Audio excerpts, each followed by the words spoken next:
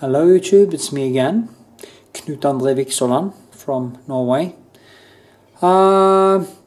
In this video I'm actually painting a landscape.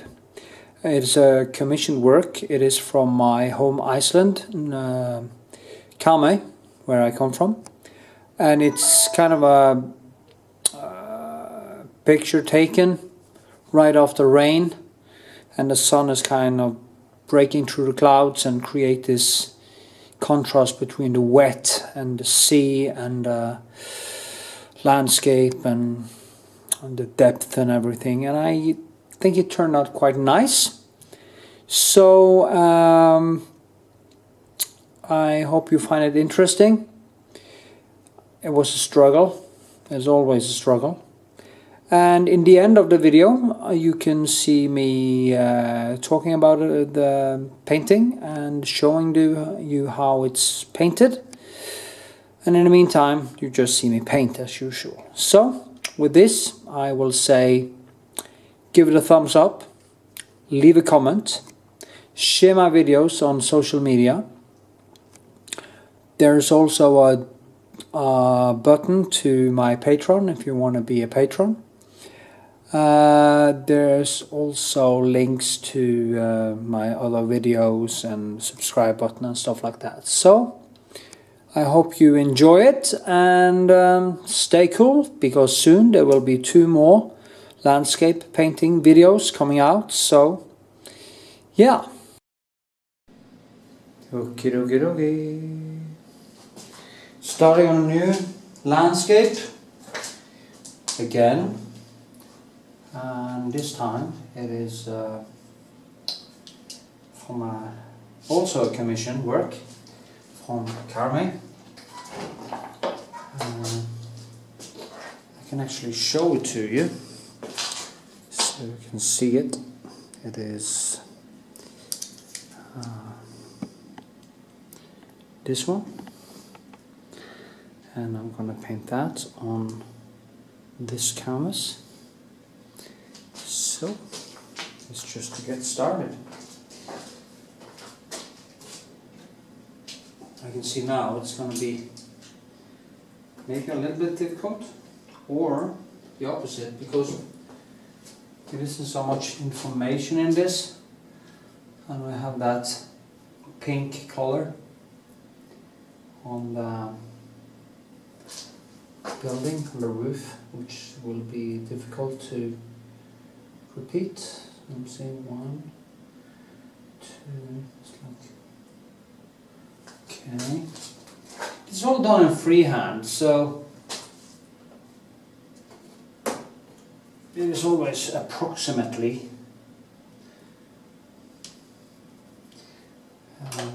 as long as it isn't way off, it's fine.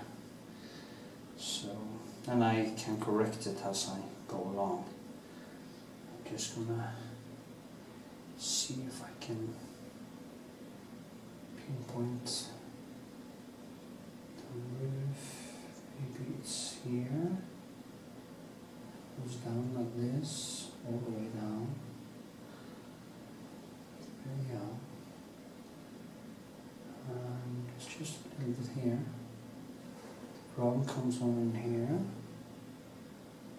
and then it comes in here. This piece is very green, and this, and this, this, this, and maybe that's too big.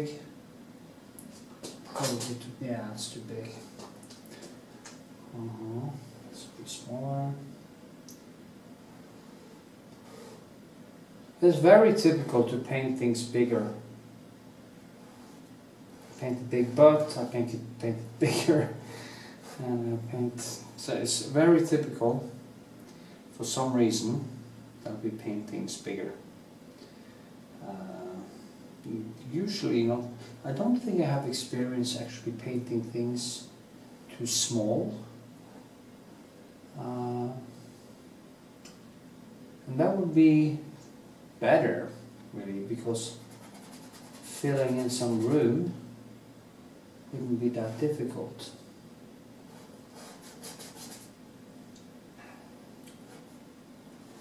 So, how many times does it go that way?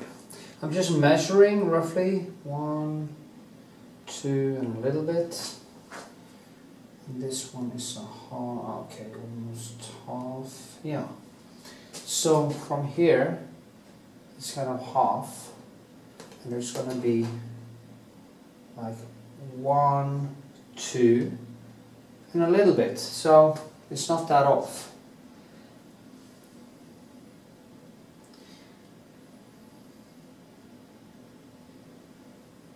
One, 2, or 1/4 or 1/3, something like that. See, I'm just drawing. I say I never draw, and I don't really draw much.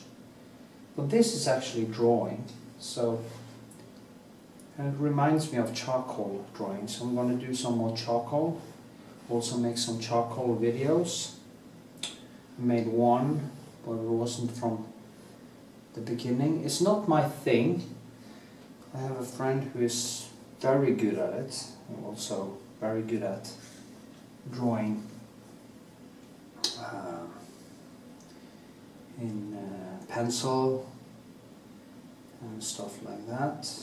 So compare myself to him and I will never be good. But we are different, so he's the better technician and I'm more like a expressionist, I guess. He's very skilled, so it's going to be very thick layers here because the clouds are just beaming with this cold light coming through this in the sky there. So it's going to be interesting to work with. I'm just going to pile on some white here.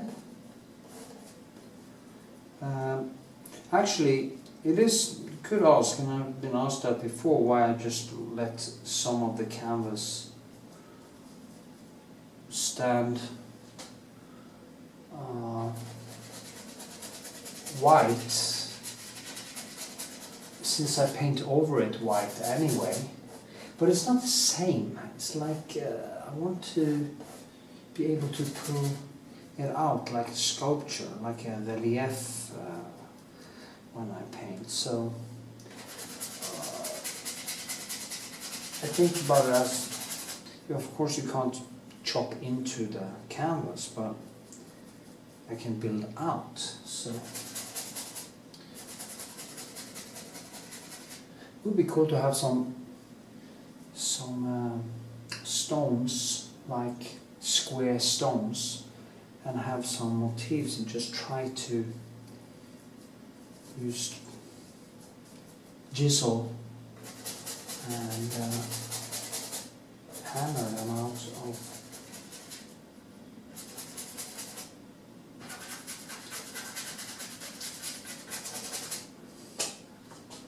of the stone. It could be fun.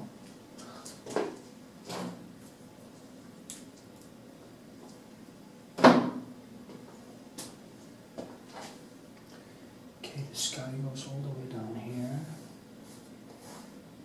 There's some islands out there.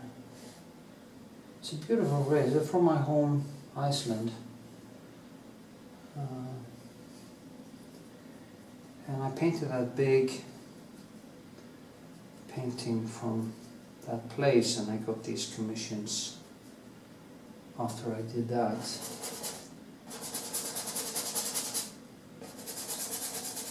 So, the best thing for an artist is actually only doing his own stuff, because commissions take a lot of time. But you know, I have a lot of expenses, and it's not always you sell these big paintings all the time. So it is a nice by income. And it's paint, so paint is paint. It's always the same challenge. The worst thing is, of course, commission portraits, because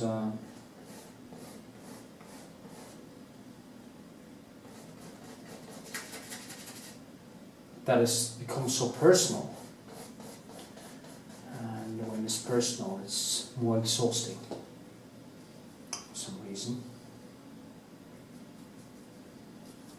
You know, you see now that I fill out the sky, and I also use this Prussian blue a lot here, because it's quite cold. It's a cold landscape. It's kind of in the evening, it is cloudy, and you get this cold greenish typical light from where I'm from.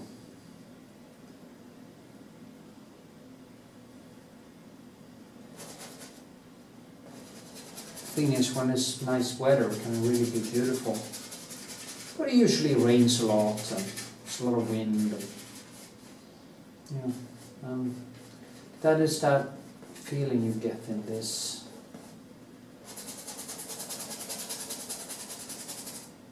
This painting, anyway.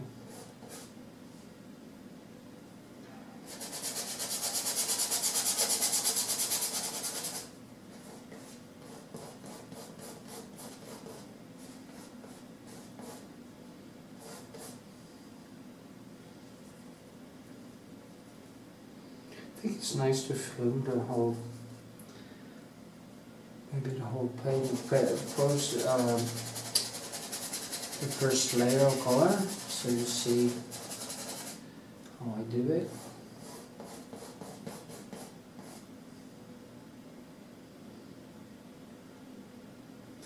See now, it's like measure here.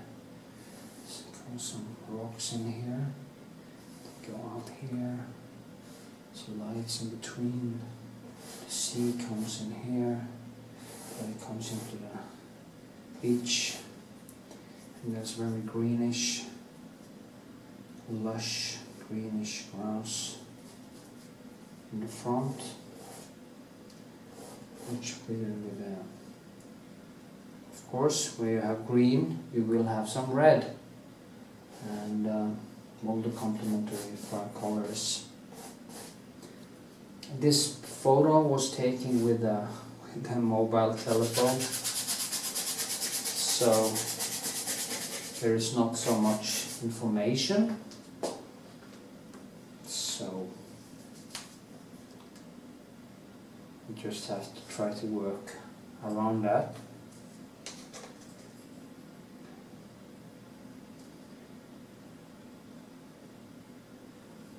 Okay, some here, and goes here, Iceland, right. It's funny how the brain just has this, you can almost feel, when you get used to it, you can almost feel the language the brain is using to pick up the information.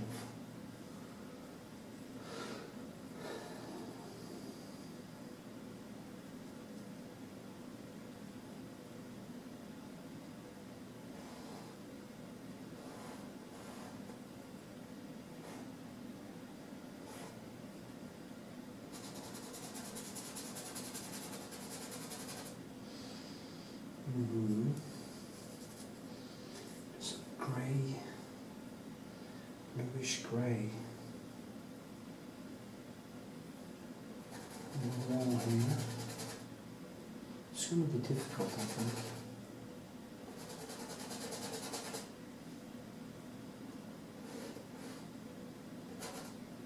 At some point, every painting feels like it's going to try to kill me, and This might be one of them.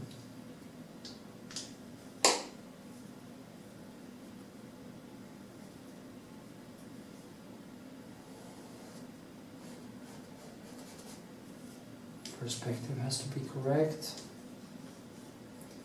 But that also what's good with that mirror thing, because when you have sketch it and you work with it for a while, you can take the mirror and you can actually see, look at the motif in the mirror at the same time, and you can pick up where you have done some mistakes. So, is that building too big now? 1, 2, I don't know, it just kind of fools me into believing it's too big. Maybe it is. It's easier to see later.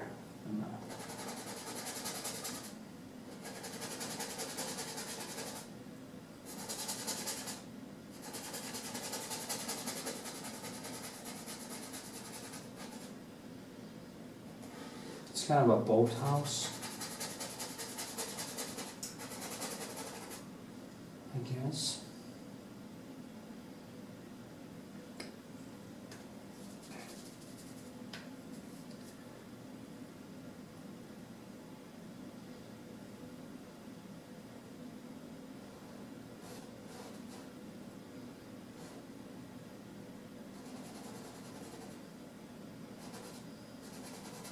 This is what you call a painting, they call it painting a block.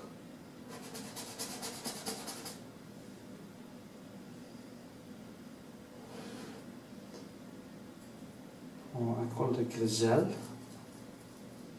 It's just it's something.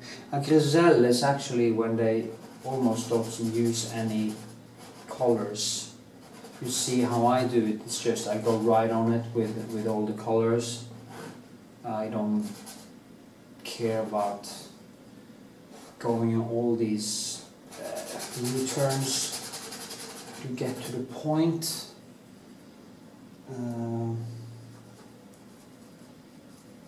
It is oil paint and I can always correct it. There's a line over there.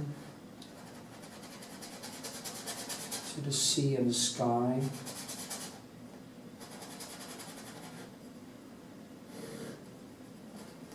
Some very bright lights. And that's nice, it's kind of greenish, and here it is more in the red zone. So you have the complementary effects going through the whole thing. And it's so important for you to see that. And then when you see it, it will be so much easier for you. Because that light that will be up here is reflecting right here and in between these small islands out here. And that creates the whole depth, and it's called air perspective, I think. That's luftperspektiv. In Norwegian it's called luftperspektiv, and in English it's air perspective. Luft is air in Norwegian. So now you've got a Norwegian lesson.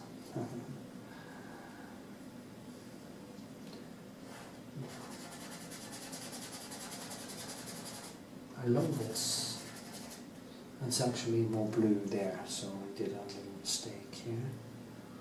This has to be more in the cold blue. And then I get this reflection of that light. Goes all over here. So we get some clouds here. And now you see it kind of starts to become a landscape. Now that roof is going to be a problem because painting pink, that is really difficult. The pink color is a real bitch because it's kind of a transparent, strange red with some blue and So I might have to use Lasur. First build. See, now it's too dark. Or is it too dark? That's a problem with this color. Pink is not... It actually used to be my favorite color. But that was in the 80s, so I guess it was everybody's favorite in the 80s. Pink and black. That was the only thing I understood. And now I'm a colorist. It's funny. Who would have thought it, that this ADHD welder was a welder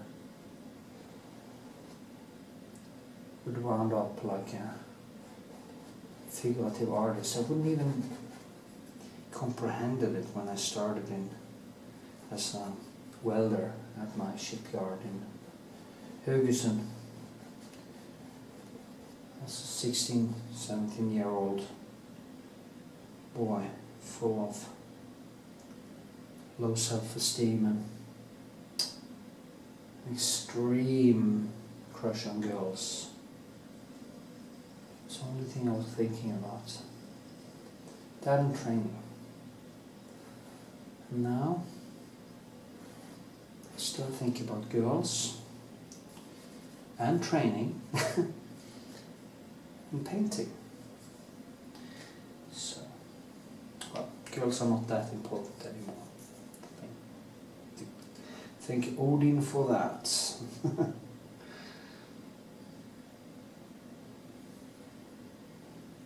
Anyway, you see, I need to build here, and as it's going to be built there, there, and there. And there's some stuff happening behind there too, so. Just gonna throw it in quite roughly.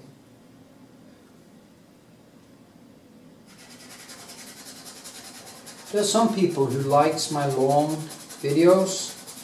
I see my YouTube channel isn't the biggest success when it comes to views, but my view time is very high compared to YouTube. And I mean, if you have one stupid video who gets 1 million views, it doesn't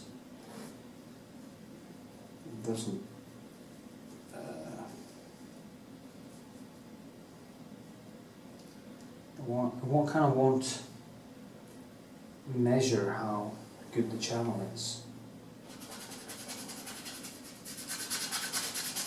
Then again, more views means that more people sees my art, and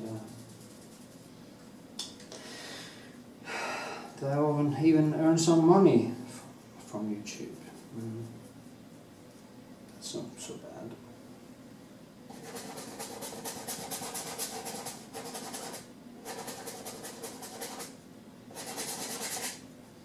It's much deeper color.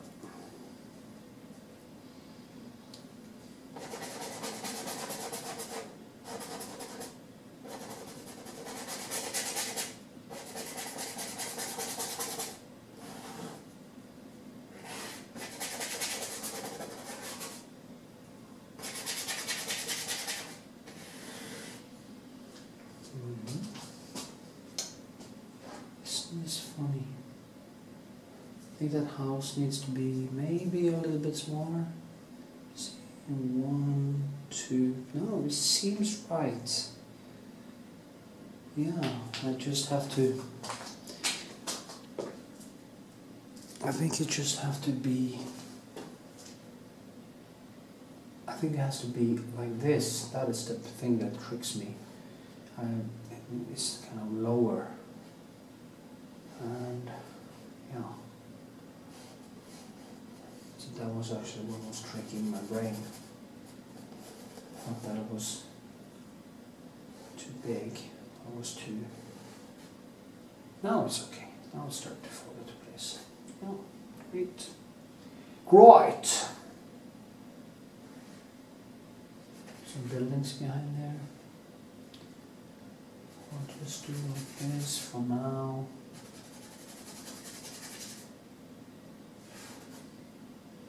grass. Some blue. There's a lot of blue in the rocks, and they reflect the light from the sky. I can see so here.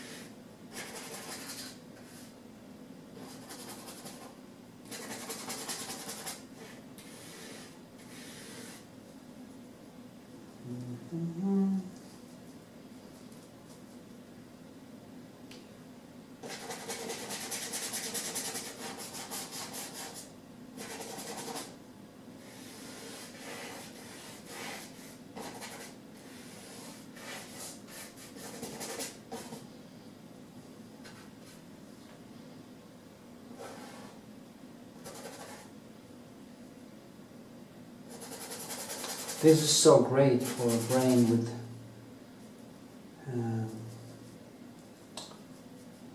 with some ADHD problems. It's not a problem, it's a tool for greatness, but it calms me down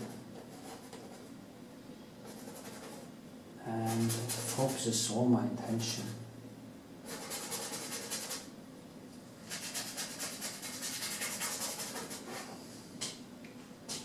Isn't this cool?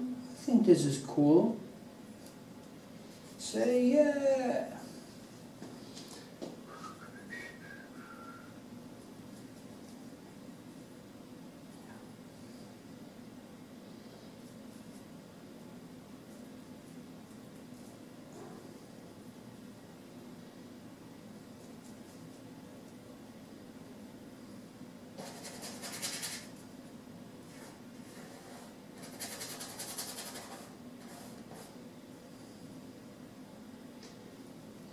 I need to clean my palette.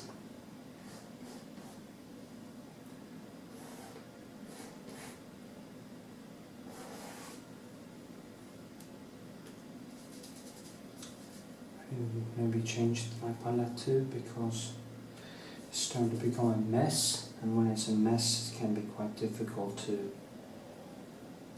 paint, to get the right colors. Here. Rocks.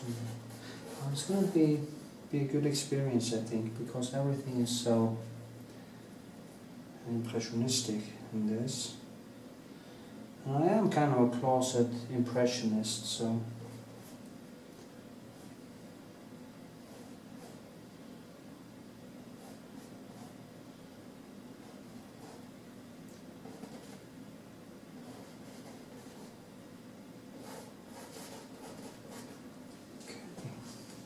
cool.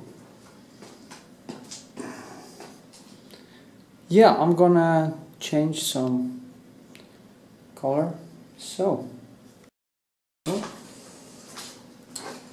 new palette, so I can continue undisturbed by too much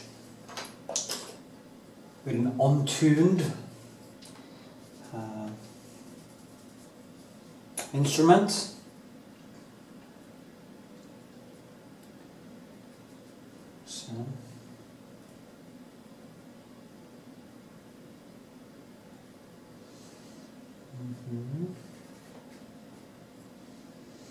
So it's almost the same color as the grounding. So if I was a different kind of painter, I might just let the grounding be grounding color, be the ground, but that is not the kind of painter I am, so that won't happen.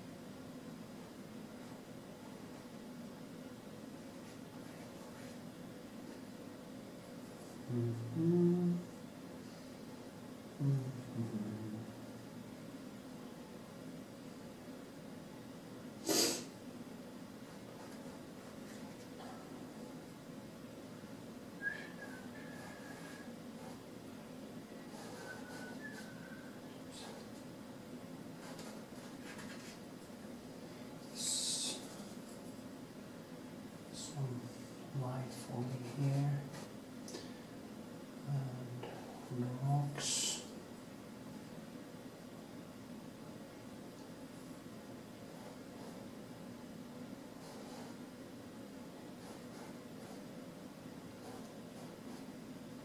Okay, this comes up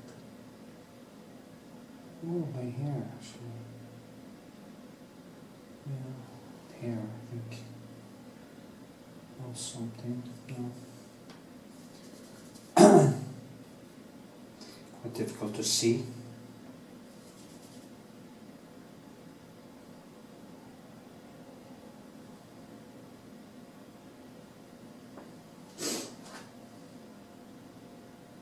Almost here, like this.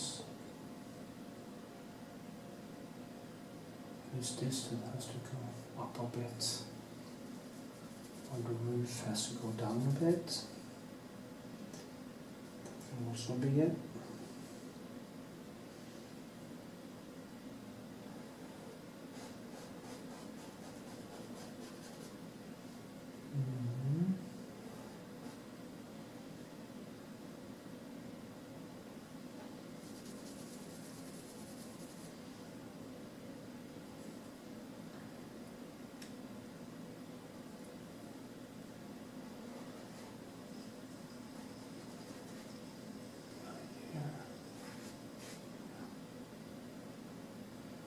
There I have the line here.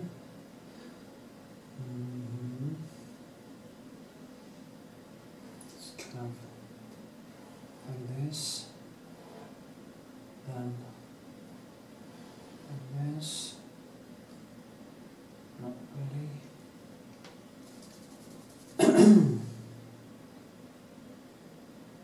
I'll figure it out.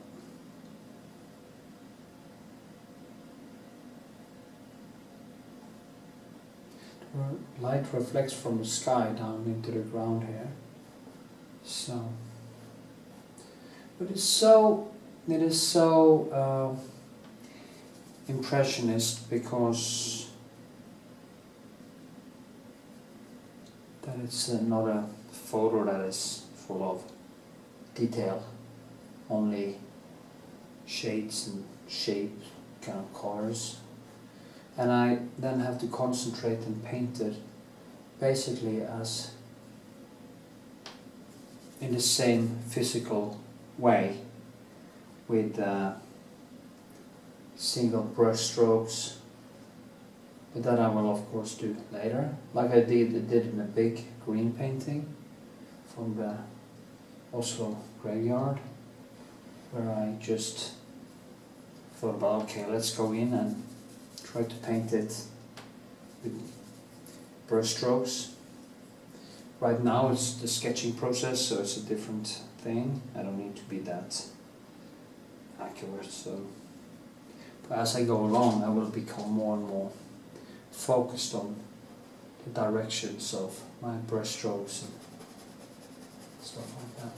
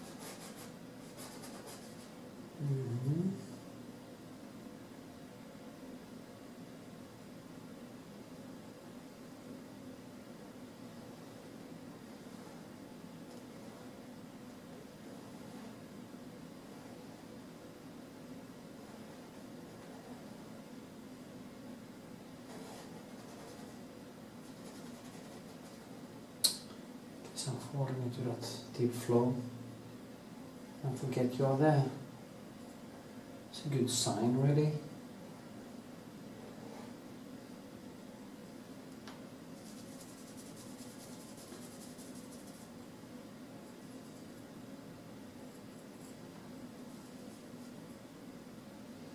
That's the thing, when you get into that deep flow, your brain just turns off and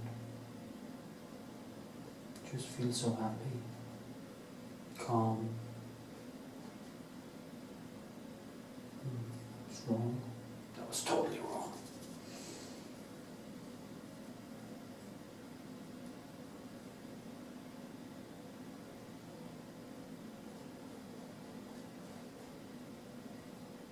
Yeah, I messed it up a little bit.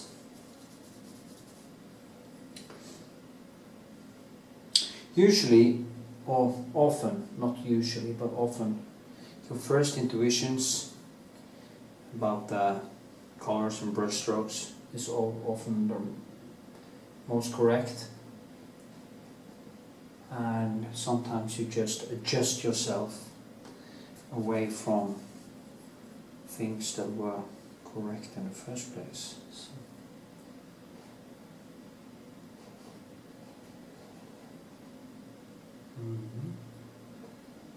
There we are.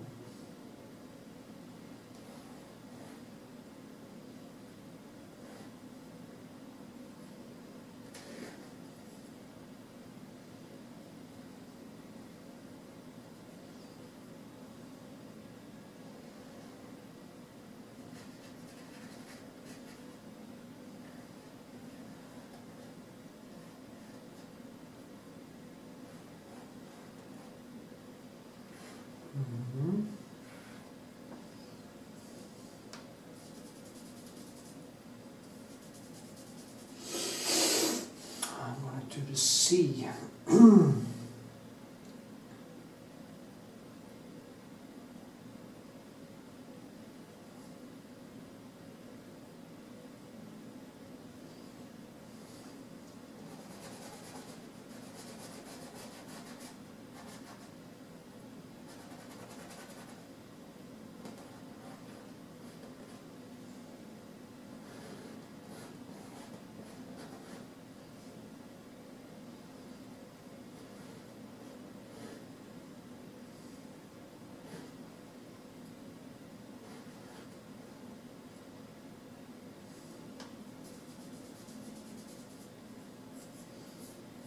Okay, wow, my brain just went totally silent.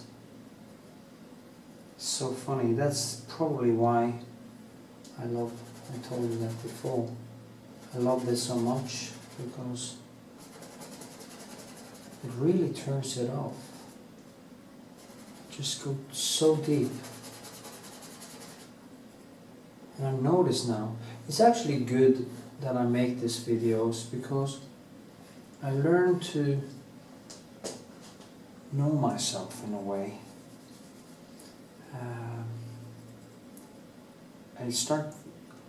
I didn't used to think about much why, how I was painting, but as I start to talk about it, usually I don't talk much about painting. It's not the thing. I'm more into politics and religion and stuff that matters in the world on an everyday basis. And I'm into science and the sciences because I love knowledge and I love to know what I'm talking about. It's also a very nice tool to understand yourself in the world. But anyway, as I got more and more into this video making, I noticed that I actually become more conscious of what I'm actually doing when I paint. And it has actually helped me. Not that it just helps you, but it also helps me. So, It's a good thing. It's a kind of spin-off effect. So yeah.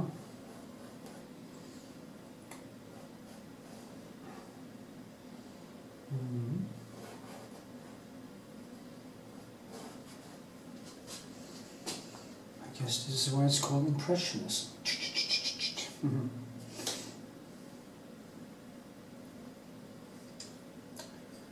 Unspoken. Bye bye.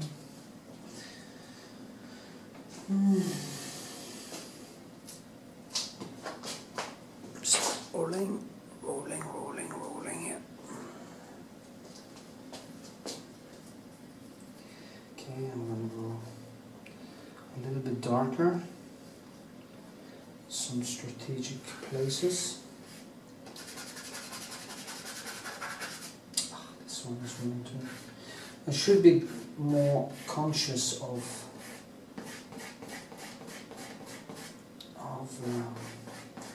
cleaning out my pencils. So what do I clean my pencils with? Well, I clean it with soap. Green soap, or just natural soap. In Norway it's called grønnsåpe. It's the best thing, actually, if you do it. And what you do, you take this soap that you buy in bottles. It's kind of a natural soap. That's why it's called green soap, because it's not because it's green, because it's not green, but it isn't any chemicals in it, and it smells furanol. It smells like, you know, these trees with not leaves but grantre, so as it's in Norwegian.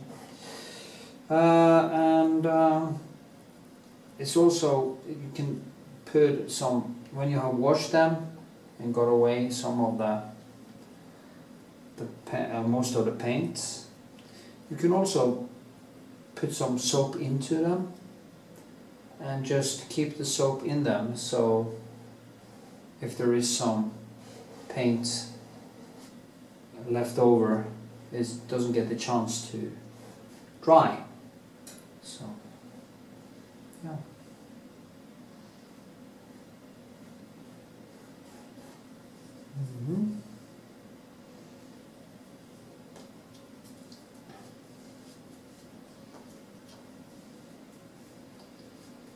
Becomes very difficult when it doesn't have that dynamic feel to it. I'm going to use this instead, a new one. Oh. I'll need a smaller one. Actually, this one. Okay, so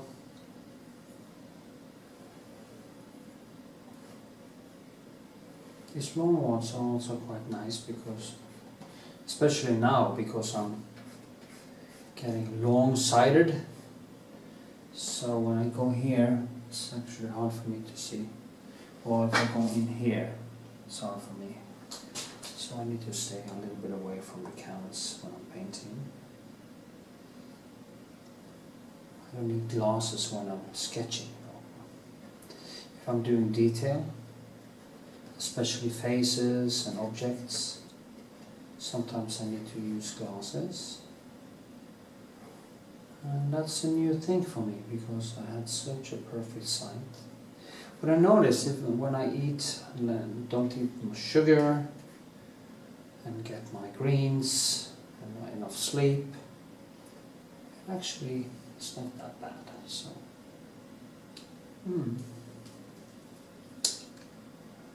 okay. The sky, painting the sky again.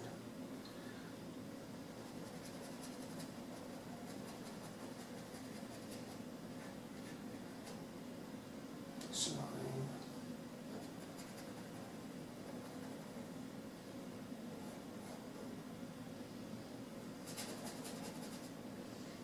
Okay, now I'll put in some the light up here. Just gonna go a little bit all out. Put in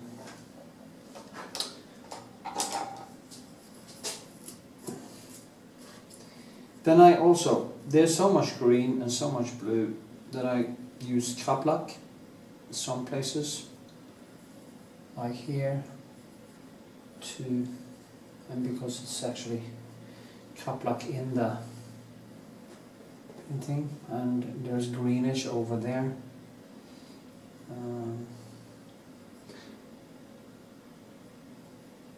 So it's very nice when you can get these greens and blue and red into the same brush strokes. Like I kind of grab a little bit of green, grab some white, and take some red, and instead of mixing them together, I kind of just mix them all, not kind of, why do I always say that? So I can, yeah, there we go. I mix them on the canvas, and because if you mix the colors too much, especially if you use too many, it just becomes a soup of nothing. It's not red, it's not green, it's kind of just messy and dirty, like mud, and you don't want that. And that is why I see a lot of paintings, especially when people are painting skin, that is when their capability of seeing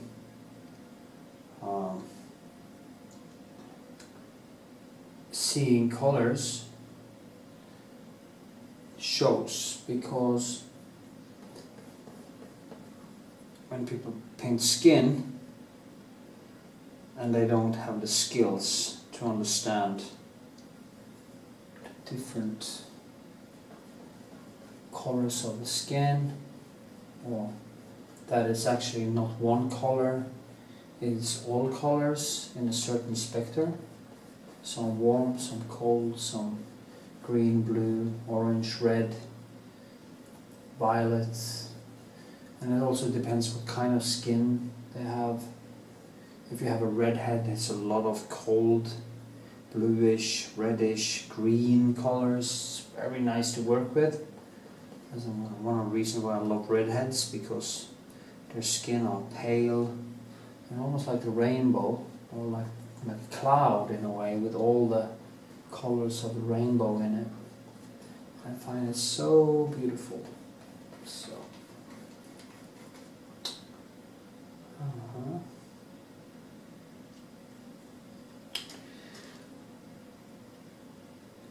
And there's a lot of darkness over there too.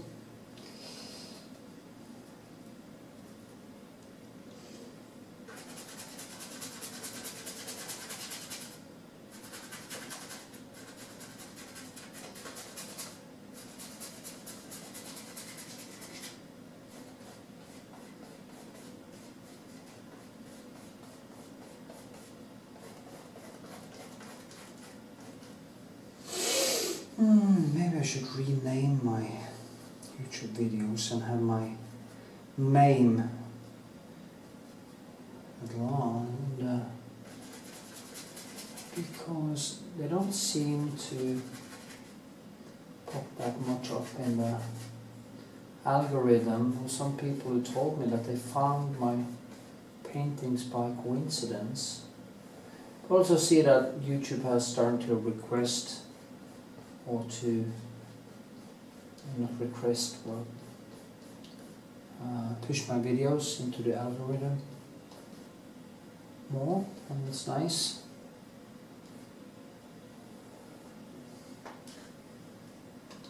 I have posted some political incorrect stuff earlier, like Muhammad and atheist stuff and stuff like that.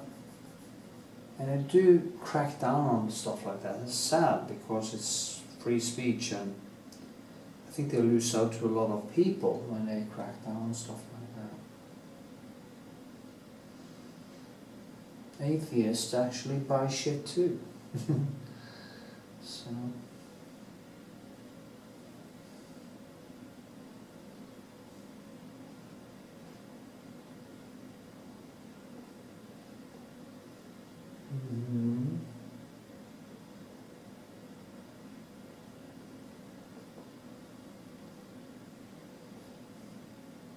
So, boys and girls, what do you think? You must tell me what you think.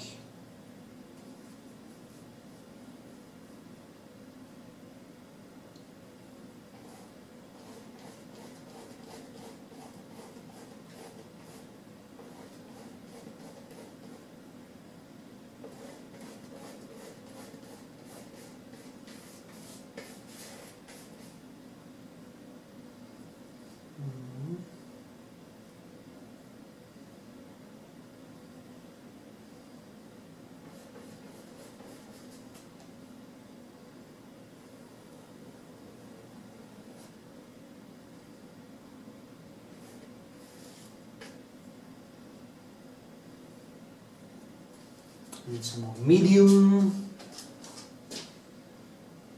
I think I had quite well.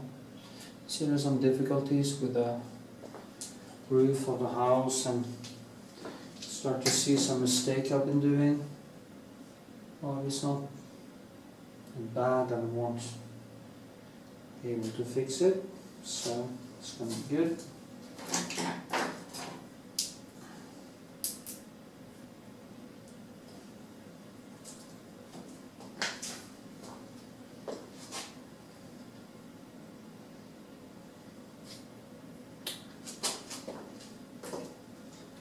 Medium.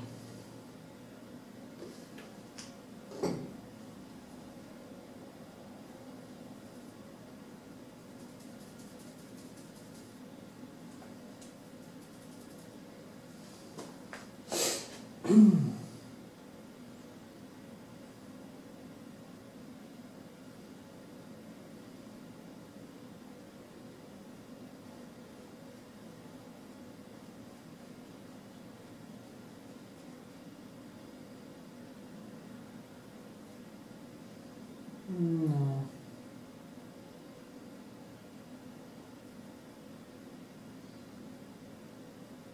It feels like it goes out. It can't possibly go out, can it?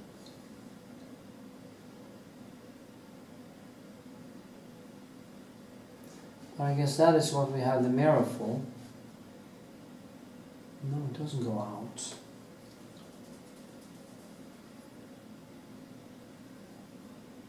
It goes like this. Yeah.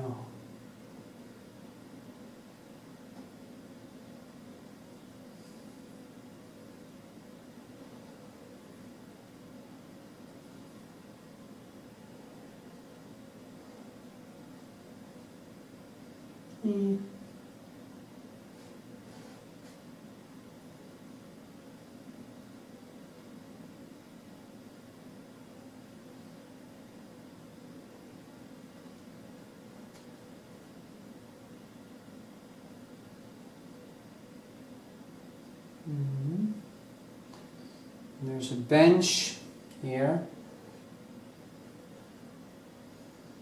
There's something here.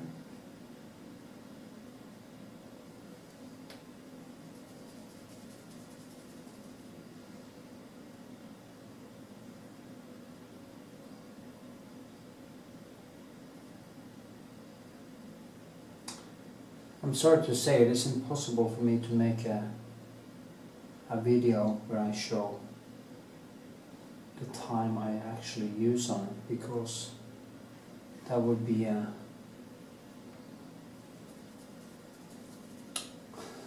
very, very long video.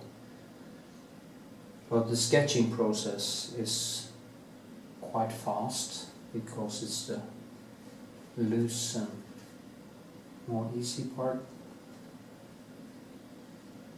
So some buildings behind here, and there's a house there. There's also some pink. There's actually a house out here too.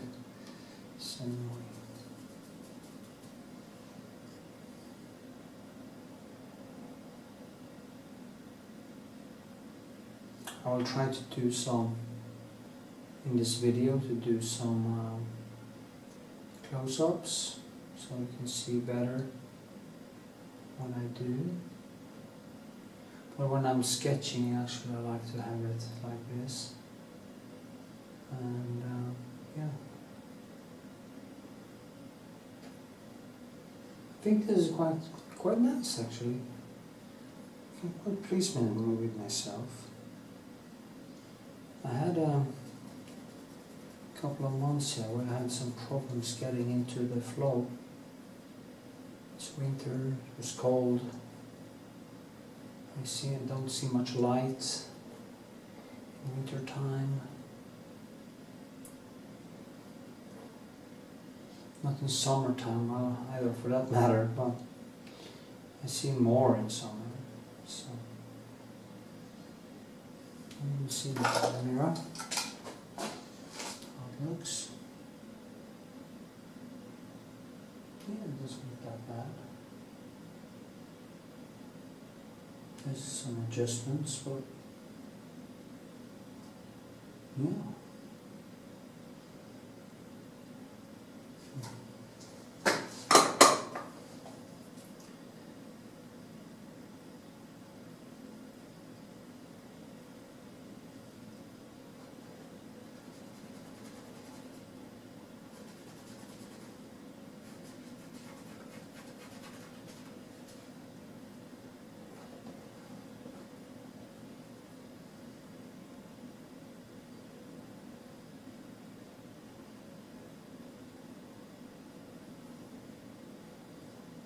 I have been wondering if I'm going to make a whole exhibition of just impressionist paintings.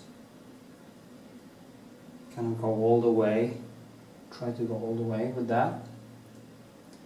And it's not tempting, I don't know, it's just a thought, and I keep falling back to my very figurative way of painting stuff. It's more my thing.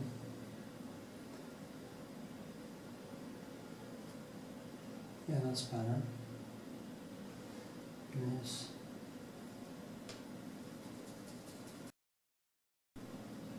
So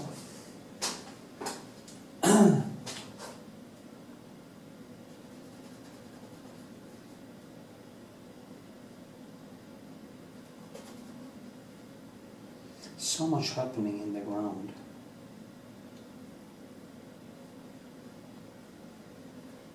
You can see now, I actually like this sketch.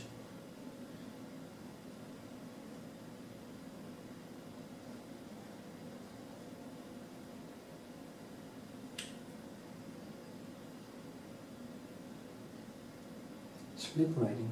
I have some big tree. I took some photos up to trees, and I want to make some huge, like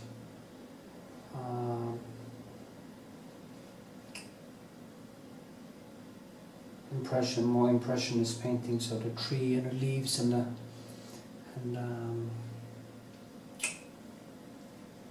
sky in between, the light hitting all the leaves in the different colors. And I want to do some of that. I'm also going to paint these paintings from the Freedom Tower in New York. New York. Funny, New York means York in England, so it's just New York. I think that's correct. Maybe somebody can correct me. Can't be right all the time, they say.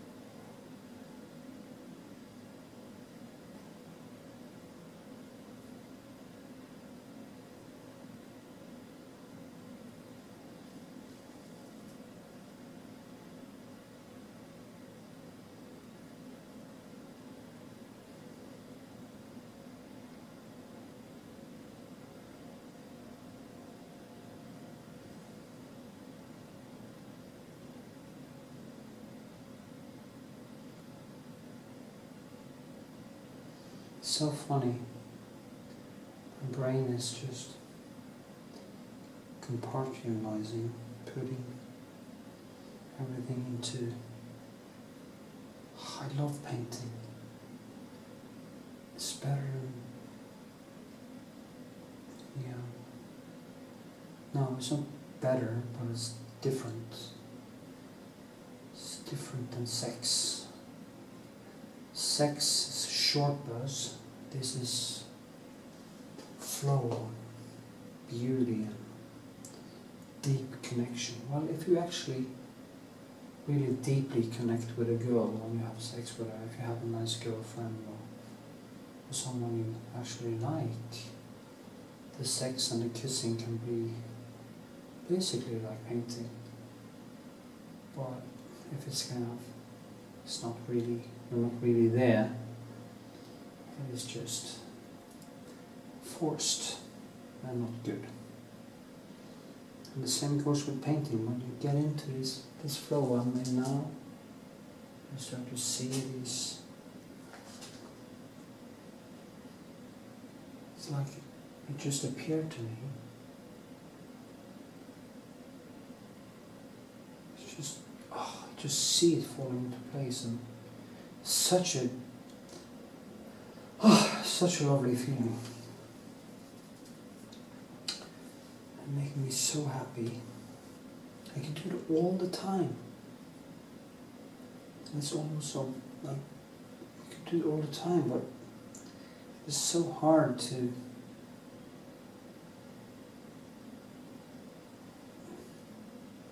start every day. It's like I have to go this long road around myself until I actually am able to start doing it, because of my incredibly distracted mind. So if you have a mind like that, I would recommend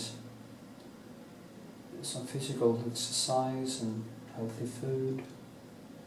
I always say that in all my videos, I guess, but it can't be repeated often enough, because this incredible love that is painting just keep me occupied on the mental stage. Wow, this is actually nice. Wow. Funny, I was actually going to work there, and now I'm down here. So you see how it works. It's kind of just takes me on a tour in the painting. I remember in the beginning when I was painting, I usually got very often stuck in certain places, like there could be a face or there could be a detail, or I get stuck, and that is really painful. I remember I had a cat. It was when I went to art school, and I was standing in my studio, my home studio, and I had been standing in front of a face for hours on end. My whole body was just stiff, and mentally I was just broken because I couldn't get it right and kept on fucking it up. And in the end I just said, okay, fuck it, I'll just let it dry and I'll try again later. And I had this kind of wooden shoes, they're called klogger. It's made of wood. It's like they used during the Second World War. It kind of kills your feet. It's kind of nice to step into if you... Well, they're all made of wood and they have some skin over, of course, and stuff like that. But not like the old style with only wood. But I take a step back and I step right on my cat that had been falling asleep behind my feet, behind me. So I had been standing there for such a long time that the cat had fallen to sleep next to my feet. And I stepped on the poor fucker and it just screamed, "Meow!" and jumped. I got jumped like crazy and he jumped. He wasn't injured or anything, but it was quite funny. But I don't do it like that anymore. I kind of move a little around.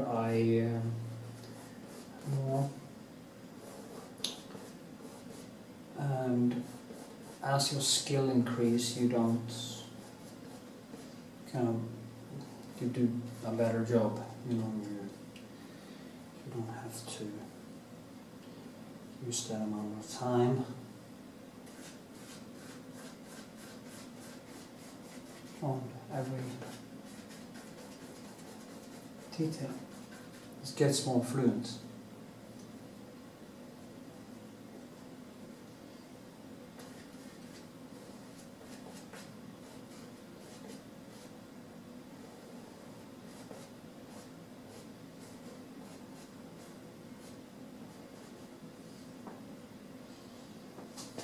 Oh, my hips. I need to stretch, do some yoga before I go to sleep. Or I'm gonna stiffen up tomorrow. I have a friend from New York coming for a day to Oslo. I'm gonna take him around and show him the sights tomorrow, Saturday. What is this, Saturday? 8 or 9? Oh, yeah. In here now, there is a lot of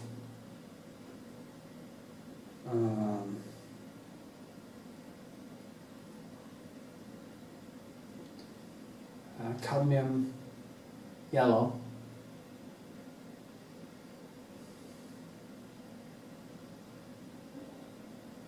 And now you see how light I'm holding this, and I just kind of shape. I try not to. You can do it in different directions so that I not just shape it with color and shadows, but I also shape it as if it is clay. And it is clay, in a way.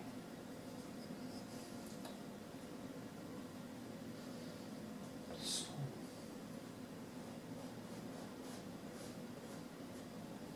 my videos always become so long.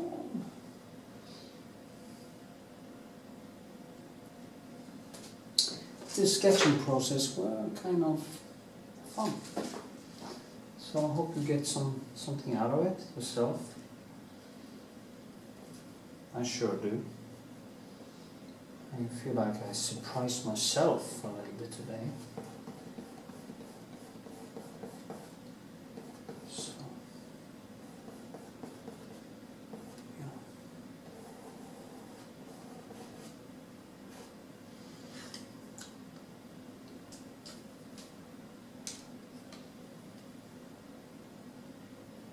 It's quite expensive. It's quite expensive color also, so when I put on paint like that, it actually has a economic cost also. And then again, you want to make good paintings, you have to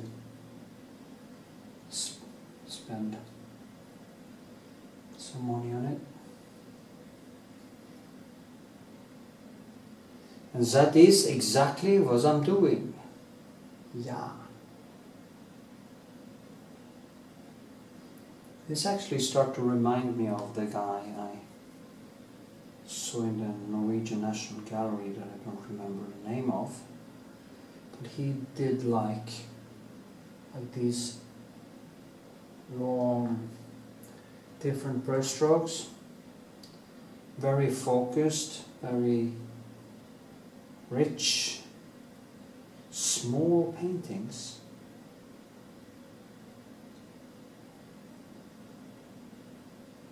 And what's the point? If you have colors under there that are wet, and you don't want to fuck it up, you have to push the color on to it with a light hand, like here, and more light up there. So if I start pushing it in now, you're just gonna mess up, and it just becomes a part of the other colors there. But what I do is I just grab white and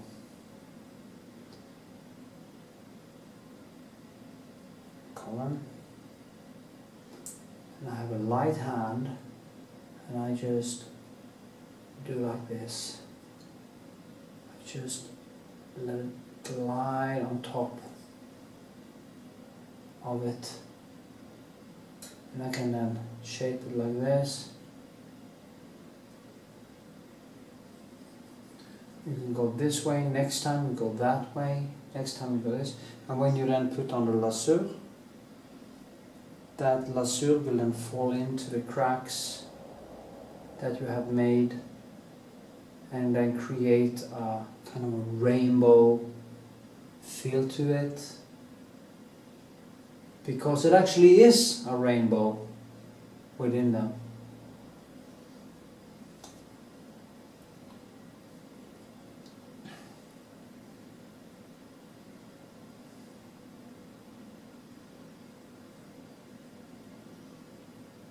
Yeah, that was full. And nothing. It had no address at all.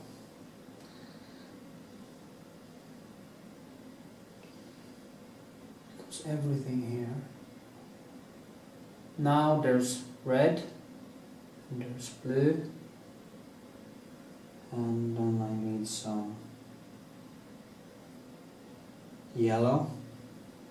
And when I put them together, they become like the rainbow, and mix the color on the canvas.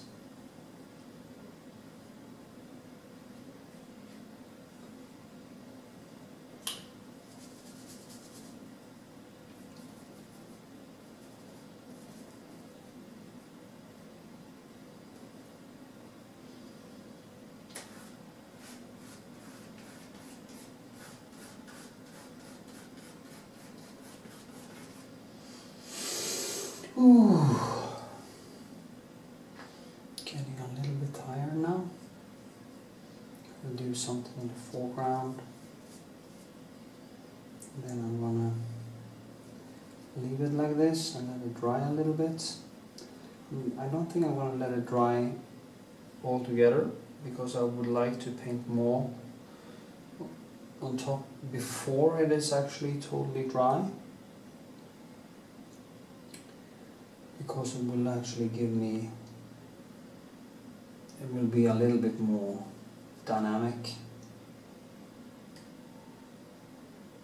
Because if you let it dry for too long, the surface will start feeling hard when you paint it on top of it again. So I kind of have to loose it up before.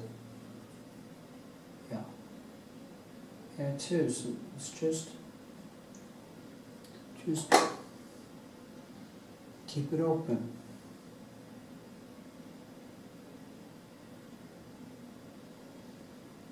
See, you don't have to do like this all the time.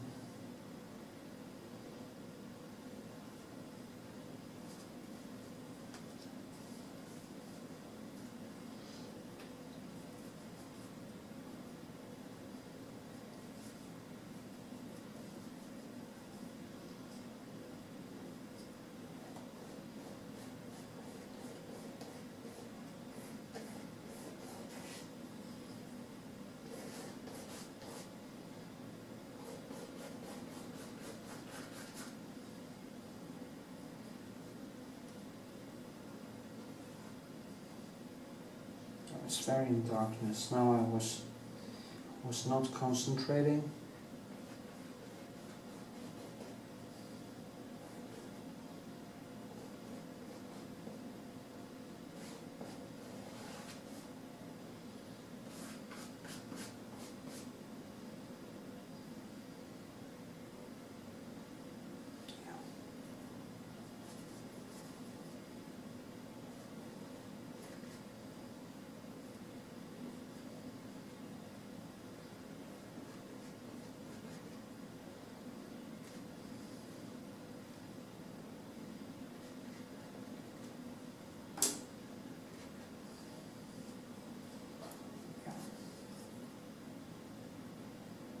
Also, something coming in from the side here. Some earth, twisted earth, or some, maybe it is some seagrass that has been thrown on top. There has been high waters. But anyway, they are living in kind of batches. Goes all the way over. That I can fix later. See now. It's good that I didn't have a cat now. Yeah. I could get more light here. I'm going to push more color into it now without messing it up, so I'll leave it at that.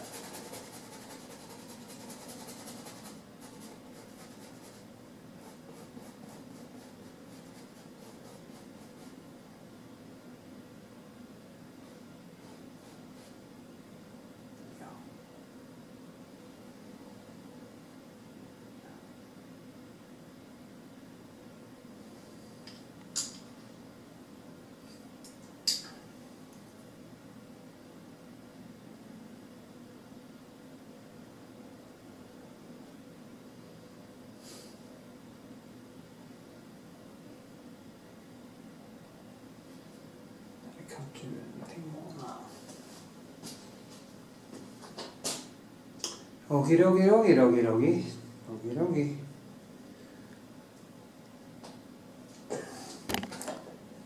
Okay, I think there's any more battery left soon. But I really do think this became quite nice. It's not often I say that, so listen carefully.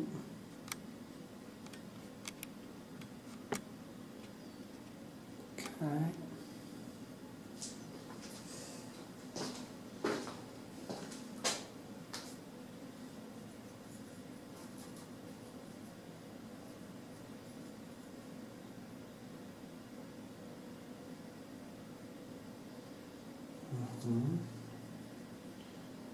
A little red here.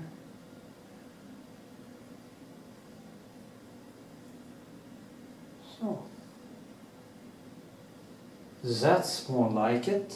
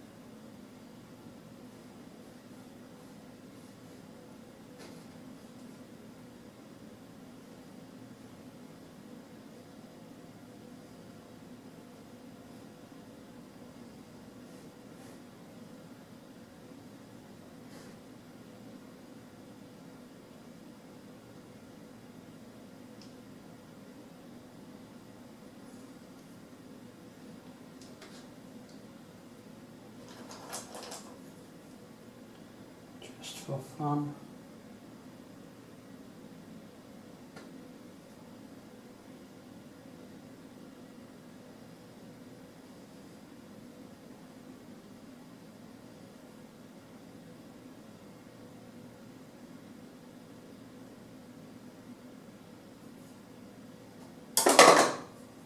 Oops.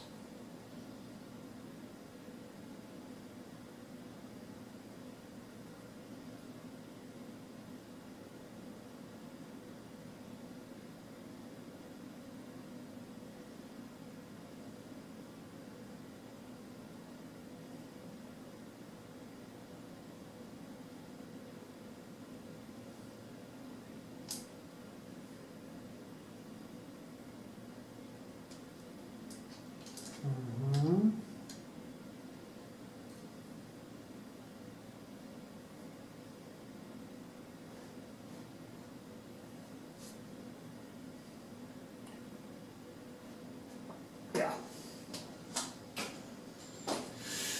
I think I will stop now.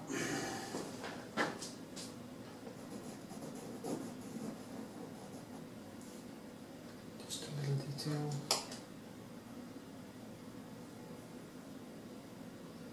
Here.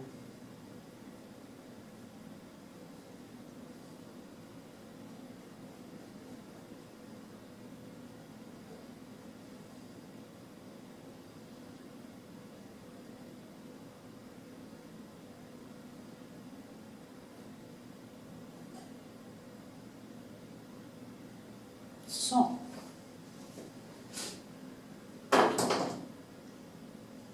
what a fucking mess.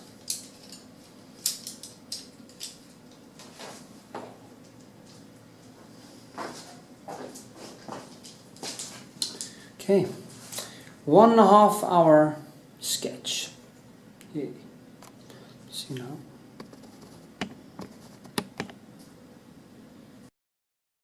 Okay, another day, another layer.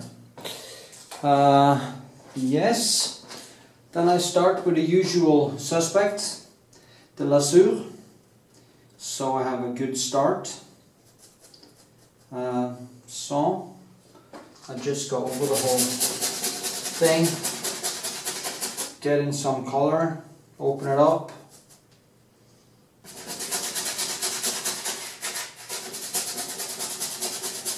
It's a little bit more blue on the video, but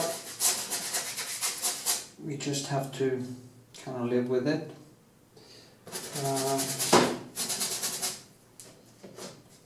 So you see now the brush strokes are coming out, you can see them, and it's a nice gazelle. And I'm gonna keep this painting quite impressionist, because there are only impressions in the photo I'm using. It is, as I probably said before, taken with a mobile phone or something, and there's not so much, it's not a big photo, there's not so much information, but it is enough to create a nice impressionist painting. In a way, the photograph I'm using already is impressionist in nature, in the colors and the textures. So yeah.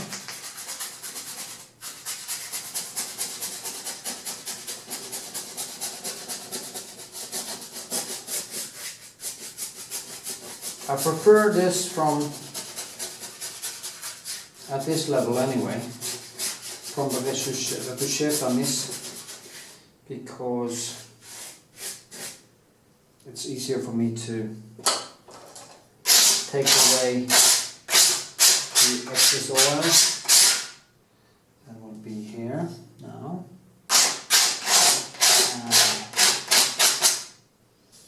Yeah, so I will start painting here, and just try to to build from here. That's the light part, and it's always best to start there. There's a lot of reds and actually yellows and greens and all kinds of colors.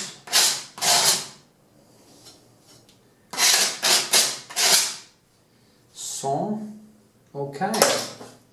Then I'm just gonna do another part with another palette.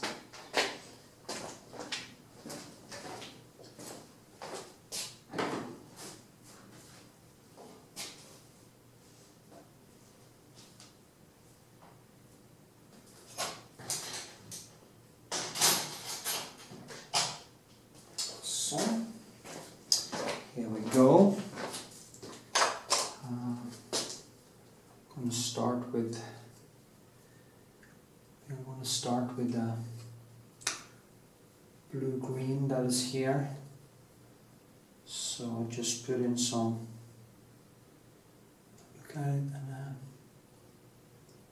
it's funny. It is digital color, and you see now that is quite wet under there. But then when I start to pile on the paint, it's just gonna mix in, and the more paint I add, the more paint is kind of merging into the colors.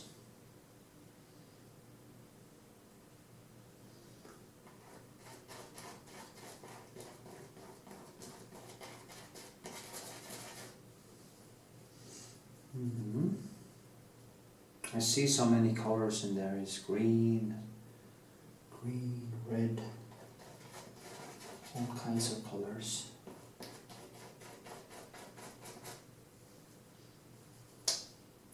When I walk in nature, I see color, and it is funny because sometimes I ask people sitting in a cafe or something, and I point to a wall or even to a cloud, and I ask, what colors do you see? Oh, I see white and blue, and they don't actually see, and that is because you have to train your eyes. They don't actually see all the colors, all the tones, and the things that makes out the beauty that comes from light hitting different objects, or the colors and the different mixes of colors that makes up the contrast and the colors in nature. So it's kind of strange. Need more white. As you know, I use this titanium white from Old Home, and I think it's the best one. I don't like the zinc because it's too watery, or it doesn't too much oil in it. I don't really like that. For some reason, I've tried it sometimes, but it's not me. If I want it to be a little bit thinner, it's just to put some medium into it, and problem solved. So, yeah.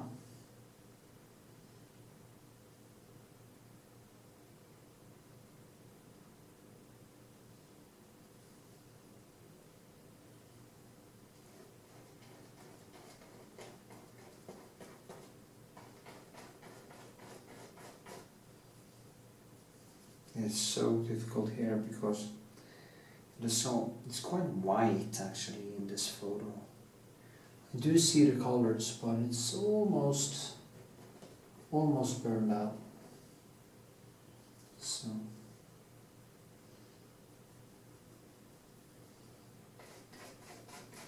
it goes over into the green, and then of course I used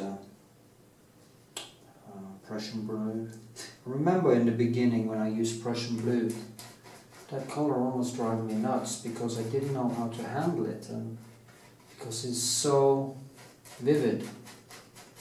I compare it with blueberry. If you get some blueberry on your clothes or something like that, it's not really blue, it's sharply green. Green, bluish color that never can't get it off. And that's the Prussian blue, how I see it. So if I wanted to make any Prussian blue from nature, I might actually just carve up some blueberries and let's create some paint from that. Maybe I should try it out in a watercolor situation. Could be fun.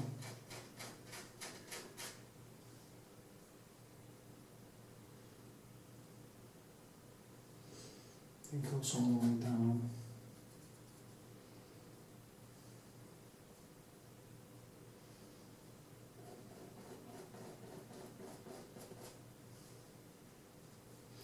It's not very often you see the pure and clean color in anything. So even in the sky you have all the different hues and the different colors. It's strange. It was like this was kind of strange because it's kind of the color doesn't really stick so good to the surface in the first layer, and it's kind of watery. Don't really know why. Maybe it's something I did with the color I used on there. But anyway, it's just another problem to solve, so I can just keep adding on, and in the end it'll be alright.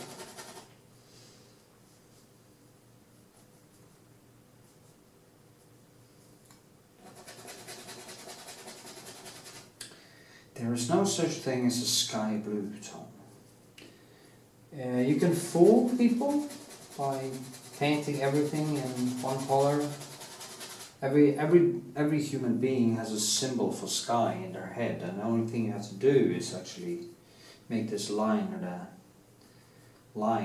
sky and a brown, and everybody accepts it. It's the same as we see faces everywhere in nature and stuff like that, but to me it's more complex than that, and I try to get in as many colors as I can see, so I create the surface that we're kind of fighting. There's a battle between the complementary colors and the shadows and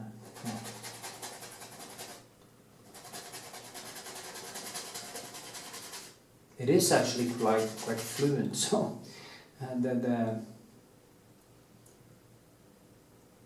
the photograph I'm painting from it feels kind of watery color, and right now it seems like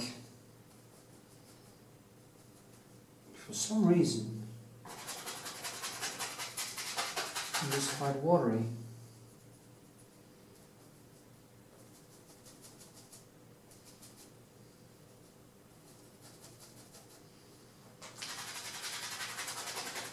This is just the first layer anyway, and no, second layer I mean, so. And I will work on this until I have it where I want it. Where I want it, yeah. Yellows.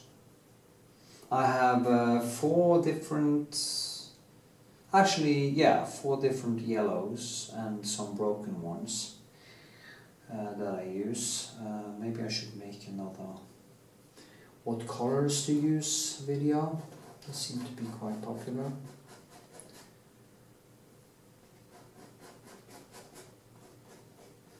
Or maybe I should just quit making videos and focus on fucking painting. Yeah.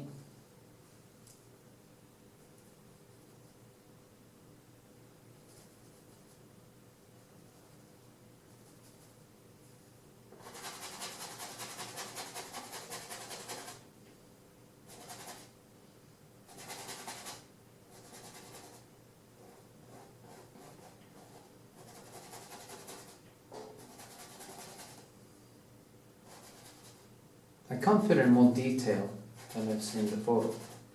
So I will paint what I see. And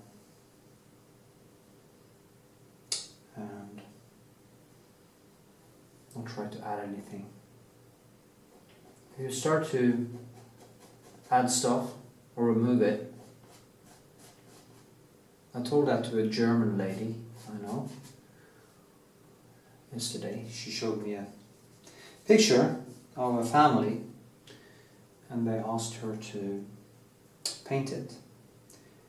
But I told her not to, because first of all they had taken the photo that you can live with if it is a good photo, but it was one of these photos with no contrast, a lot of grains, a lot of teeth, and you know that it can never become a good painting. It has nothing to do with painting. It shouldn't be a painting because it wasn't meant to be a painting. If you're going to take a photo that is meant to be a painting, you have to take a photo that looks like a painting. It doesn't look like some doofus photograph taken on a party or some stuff. As a photo of a family, fine, nice, sweet kids or whatever, and cuddly family photo, but it's not for painting. So I told her to give her a better picture, photo, that was taken by a photographer, preferably a guy who knows what he's doing when it comes to taking photos, so you don't get these, one of them up and down like a selfie. You don't paint a selfie. I do selfies myself, every Friday actually. I put on a selfie, but I usually take them in some sort of light where they look like paintings, or could be paintings. Therefore I could actually paint. I wonder if I'm going to paint one of my selfies just for fun as a self-portrait, so you can see what I mean. But make sure that before you start painting something,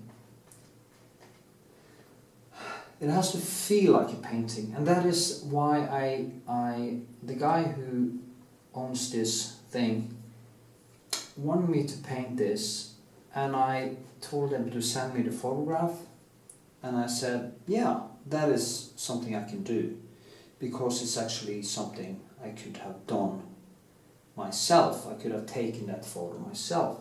It looks like a classical painting, ergo it can actually become a good painting.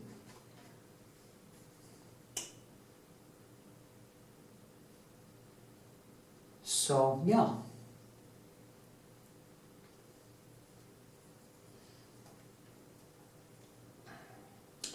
And there's also things, it's actually better to paint your own stuff when it comes down to it. But as an artist, I make quite a well living from it, but I too have to do some commission works once in a while. And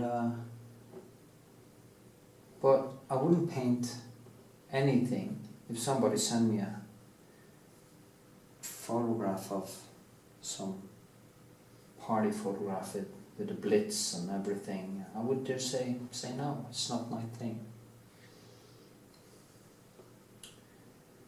Or you should actually tell them to pay so much that... But I would recommend not doing it. Because it's just going to stress you out. And you're going to hate it if it isn't your stuff. It's up to what you do. Yeah, that is my point here, actually. Make sure that is in your realm, whatever you should call it. I want to put on some, see now, I have to be light-handed again, and I just let this color be on top of the other color, and then I start mixing in other colors into that again. And the hair is kind of reddish, and it comes green, and it goes into darker, and suddenly, boom, it starts to come alive. Yeah, and I also like to do what's happening in the foreground. This is out of focus actually in the photo, so it will be something different, something I haven't really done before so much. So yeah. I did some adjustments to this because I felt it lacked some. It was actually a little bit more lower, but I made the photo a little bit higher and I photoshopped in a little bit more sky. So I did adjust it a little bit. I have to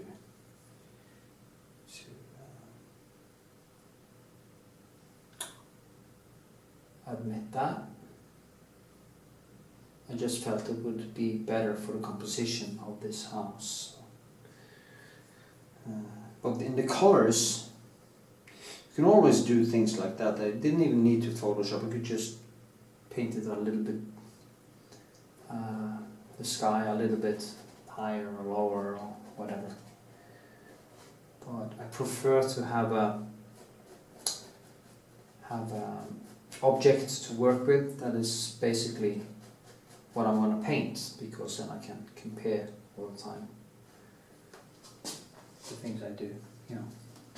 There's a line behind here, thin line that is kind of just almost like watercolor behind there. It comes out approximately there.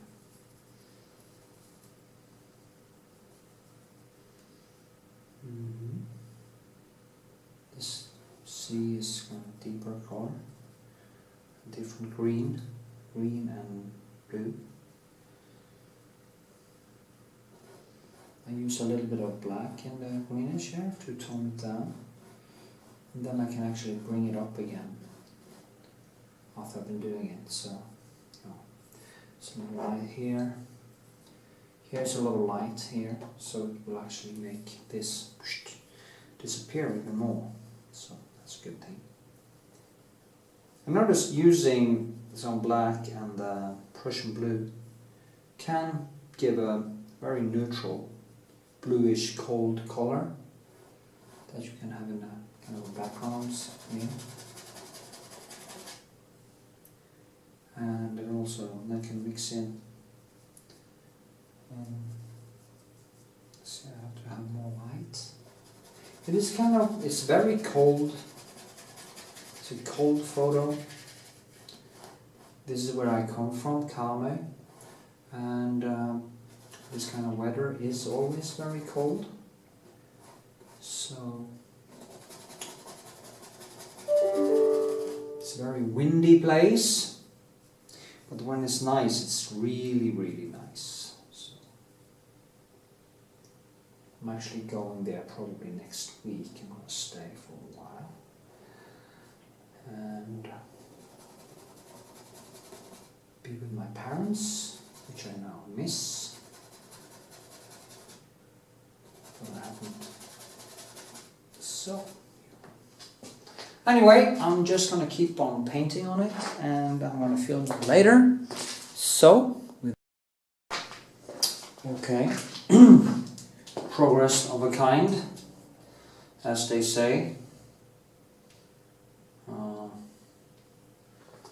Working with basically everything now, trying to find the right hue, the right contrasts, the right everything. It's still quite fluid. I don't really know why. usually the medium kind of is more absorbed into the colors, but in this it tends to keep this aquarellish feel to it.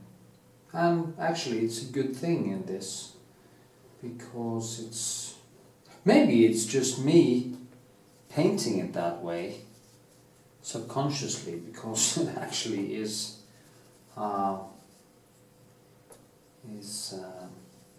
as I say, it's very loose and the motif, so maybe it's just me that paints it in a certain way. Anyway, yes.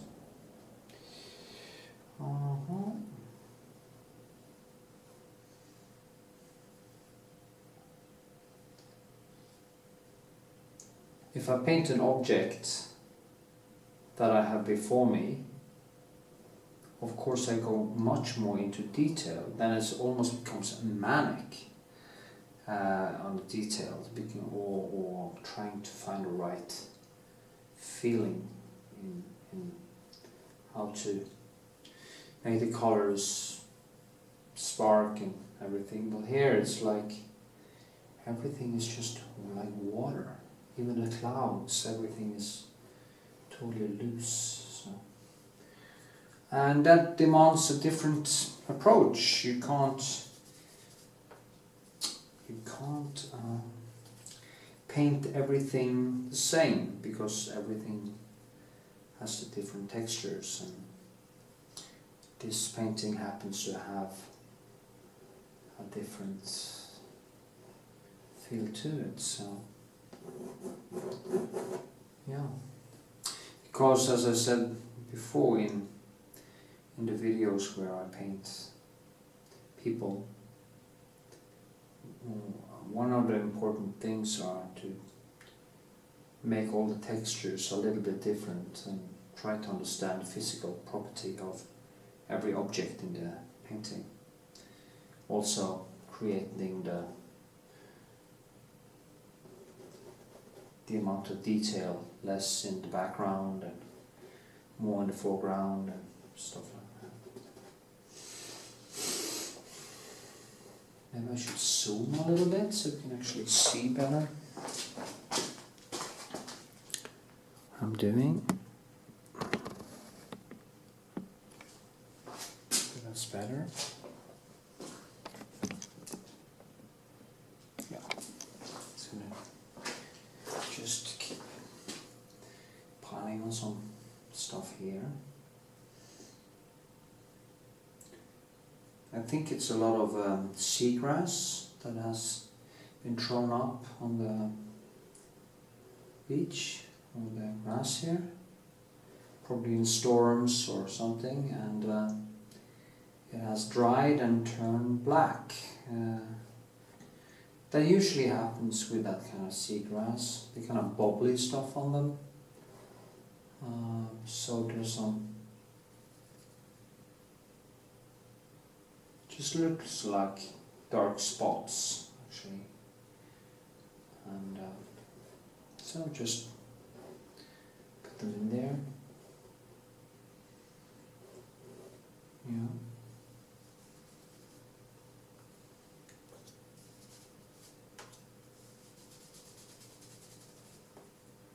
I don't think I need so many layers on this painting. Maybe 4 or 5 layers over paintings because of the textures and stuff. So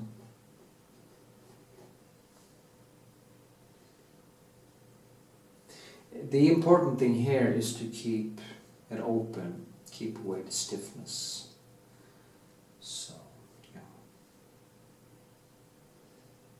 even the rocks are just kind of blue and almost like bluish iron metal feel to it.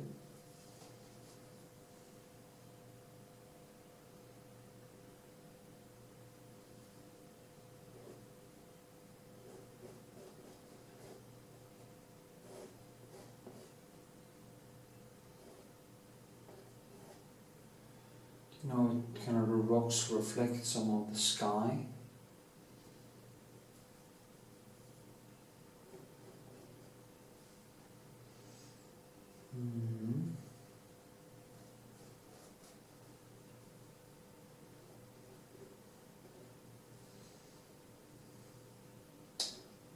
The grass is kind of reddish and greenish and all kinds of colors. So it's kind of reddish up there. And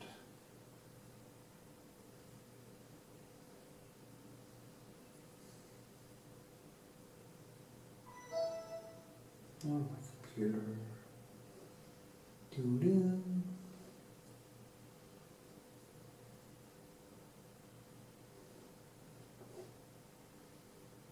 I'm looking forward to start doing bigger, or finishing bigger figure paintings now. There's been a lot of objects and portraits and stuff lately, so I want to go into a painting frenzy with doing bigger stuff. And also I have a lot of nice stuff from New York I want to paint, and yeah. Maybe I should start doing prints so I don't have to take any commission works anymore. That would kind of free up a lot of time. Yeah. But then again, I have some portraits I'm doing now. One of a girl and actually two young girls, two sisters. One teenager girl, beautiful girl, and a woman from my hometown in a huge landscape. So it's all paintings that have demanded a lot of me, so it's going to be nice to post them.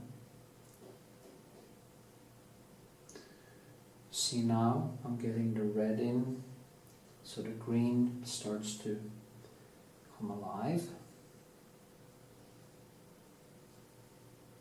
You probably can see what I'm doing here. So, gotta zoom out again.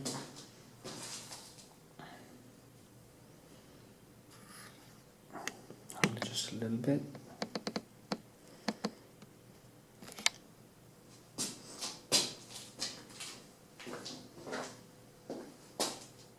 It's all about brush strokes. You just see kind of in here, there's a lot of small rocks and stuff, and what I do is just I try to go in and I try to do the same thing as I do with trees in a landscape I'm doing now.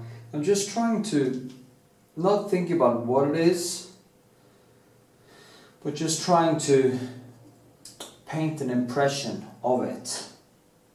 And that's the whole thing, actually. You just have to try to distance your brain from all the symbols you have in your head, and try to see beyond that. I know there's a book called To Draw is to See. I don't know, it's the same name in English. But I have that book, and that talks about that. You have to distance yourself from the symbols. We all have symbols in our heads. That's how the brain operates. It can't really take in all the information at the same time and process it, so it has, in a way, preordained.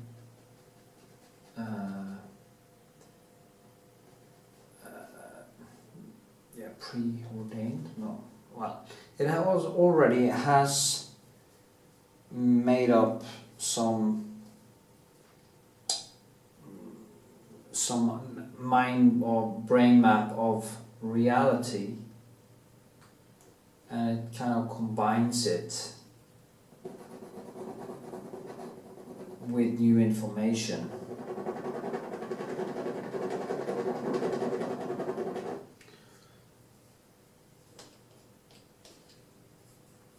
That is why I can always feel when I'm painting that I'm actually trying to, my brain is kind of putting things into compartments to get an oversight. But that can be a good thing, and it can also be a bad thing, because if you do too much, you forget the whole thing and you start to do certain parts, and when you go back and you start looking at it, you see that you focus so much on a certain thing that when you walk away and see it from a distance, it actually collides with the rest of what you have painted. So you have to be able to work on the whole surface and put it into small compartments at the same time. Well, that's how I feel. That's how I feel I'm working, and as far as I know, it kind of works for me. I see David Kazan. He kind of does that. He sees the whole, but he's brilliant at it. He's very, very good. He's very brilliant at it because he can actually focus on one part and keep it at the same level as the rest all the time. So yeah, to me it's more a back and forth fight all the time.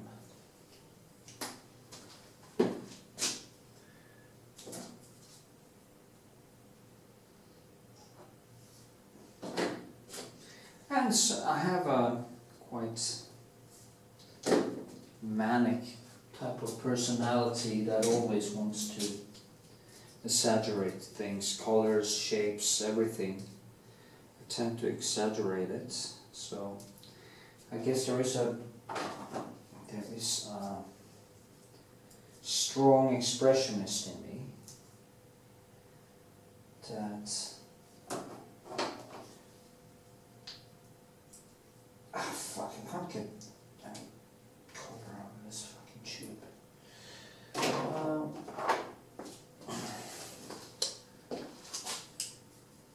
Where was I? Yeah, the expressionist is always trying to lead me astray. Oops, yeah.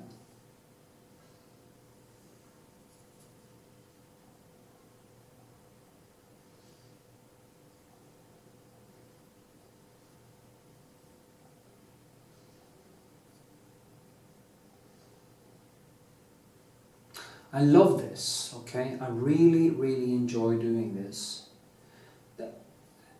When I went to drawing school and art school, I had no idea that I would ever fall in love with brush strokes.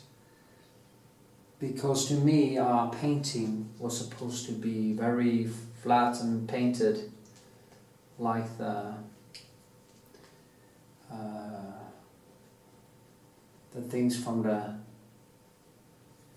1400s or before Rembrandt, before this pastels stuff. But now I really enjoy the brush strokes.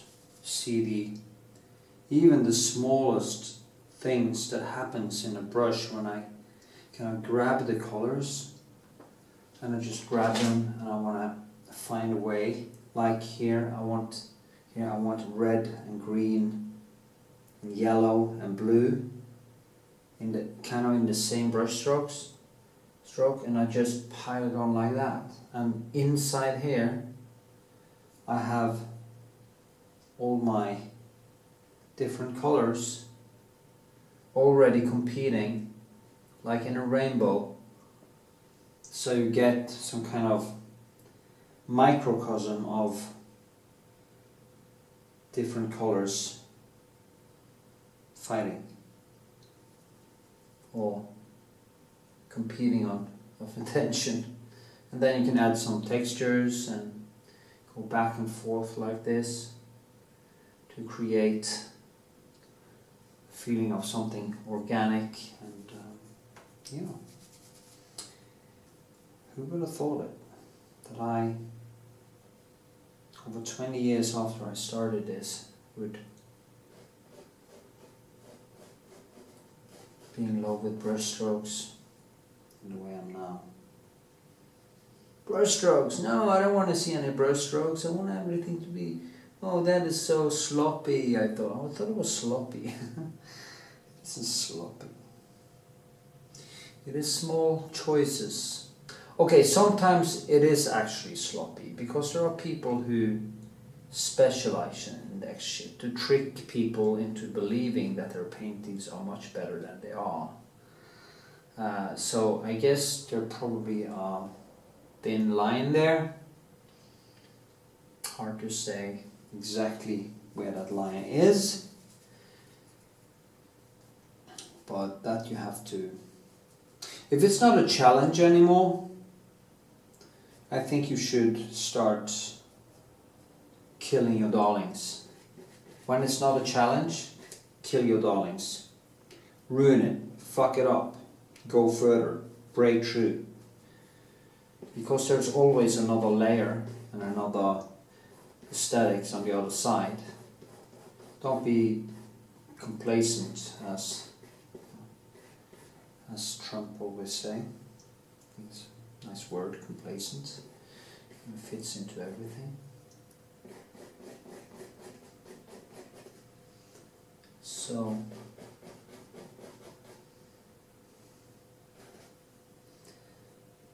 yeah.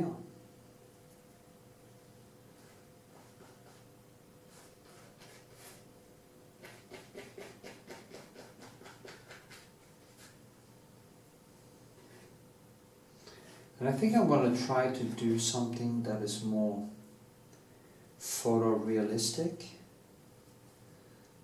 and go all the way that way, and go all the way the other way in other paintings, where I'll go all in to do impressionist, that I keep fucking with my skill wall, giving myself new problems to solve. Yeah.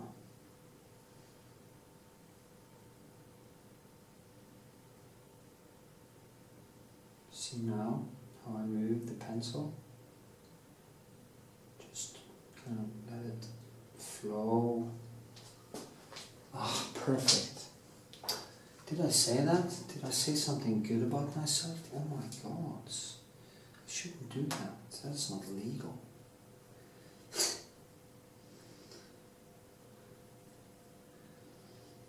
I remember Christopher Hitchens when he said, I want to say something good about some kind of religious debate. And listen carefully, because I don't often do that. And it's kind of the same with me. I'm not so bragging or having overly strong belief in my own art or stuff. So, and I shouldn't, because there are many people who are really good.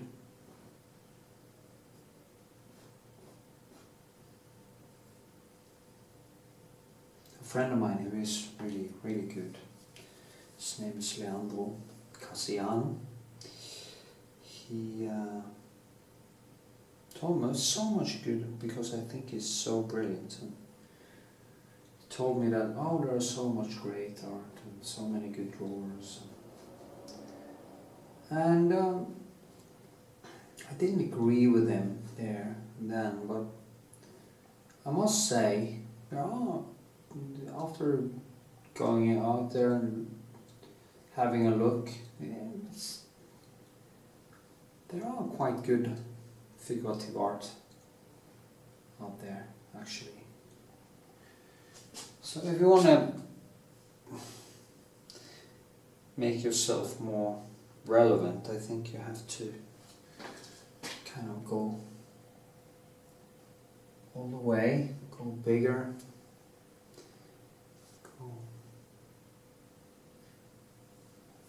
but then again, you can't do that unless you like to, so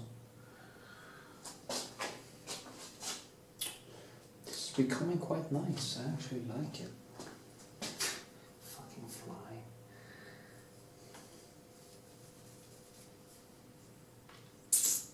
Yeah. It's so weird for me that it's so loose.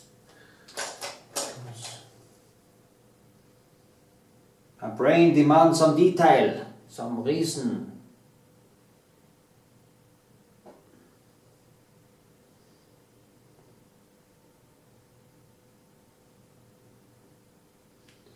But I have to let it melt. Like butter.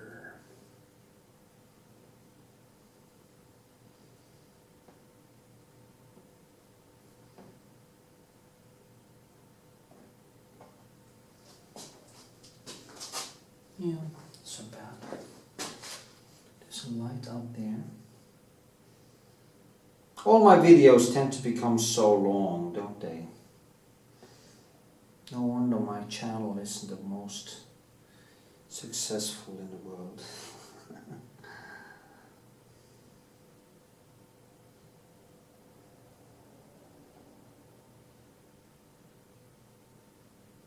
Okay.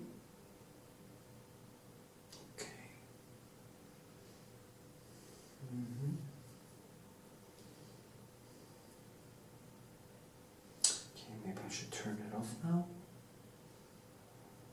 There's some dark down here. It's always going to be so loose.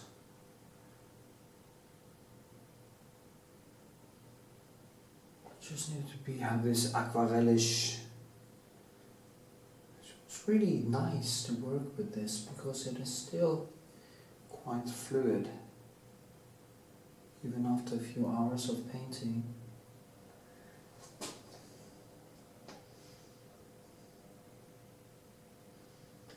Yeah. Anyway, I want to give it a little bit more texture, and in the front here,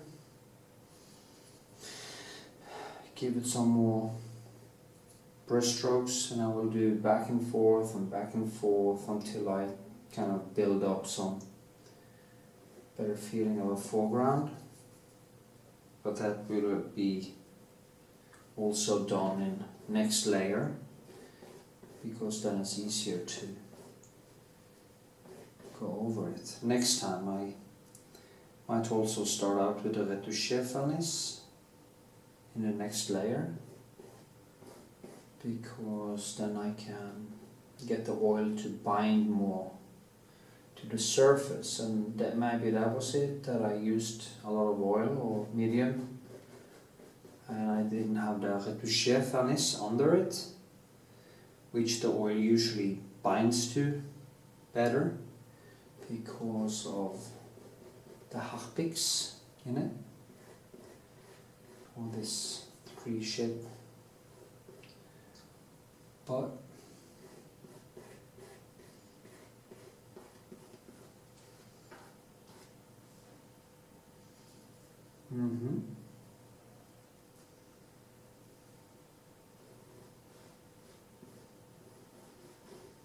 so okay, it's almost like If I were a different artist, I would have called it today and said, hey, finished, cool. But no, I can't do that. Yeah, hope you enjoyed it. And maybe next time I first start out on more the whole thing, and then I go into more detail and see what I'm doing. Okay. So, okay, another day, another layer of paint. This will be probably the last layer on this one. So I'm going to be a little bit more careful with the lasur, so I don't mess it up. I have to go over all of it anyway, so I think actually the sketch is quite nice, so it's not really a sketch anymore. It is sketchy no matter what, this painting, because what I'm painting from is quite sketchy. But I want to give it a little bit more of a bang, and that is why I do one more layer on it, and then it can just dry, and in the end you see I get some more, shall we say, texture. It's funny because it is taking with that, I probably said it before, but it's taking with typically digital kind of a, probably I didn't take it myself, so it's probably taken with a mobile telephone or something, which makes it quite loose or quite dissolved or pixelated. And in a way that reminds me of the pixelization of it, reminds me of watercolor, or totally fluid impressionist painting. So there's nothing here that I can make into some hard cloud or anything like that. It is extremely fluid, and it gave it something else. I really like it. So I could actually just stop here, but I'm gonna give it one more go, and of course it would be easier for me to stop, but I'm not the kind of guy who makes it easier for myself on any level, so I'm not gonna do that here either. Probably use a few hours. See here now, it was too much, but I can actually just float a little bit. Also here.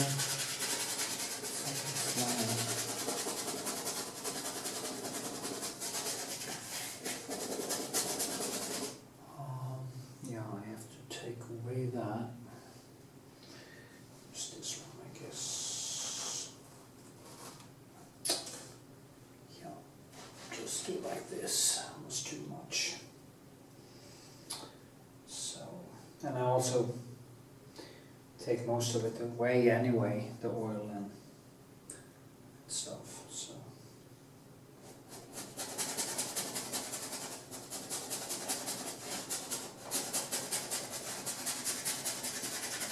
I try to get the reds, the yellows and everything to light, and again I take away some of it, but here actually it is that color, so now the white can actually shine through it and creates kind of a natural feel to it. to it. Here it's kind of greenish and yellow up here. I have to work more with that. And I just take away some of the excess oil.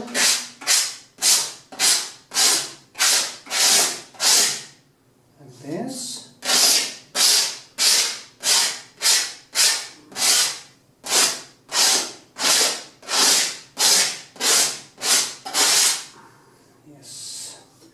I don't want too much oil in it.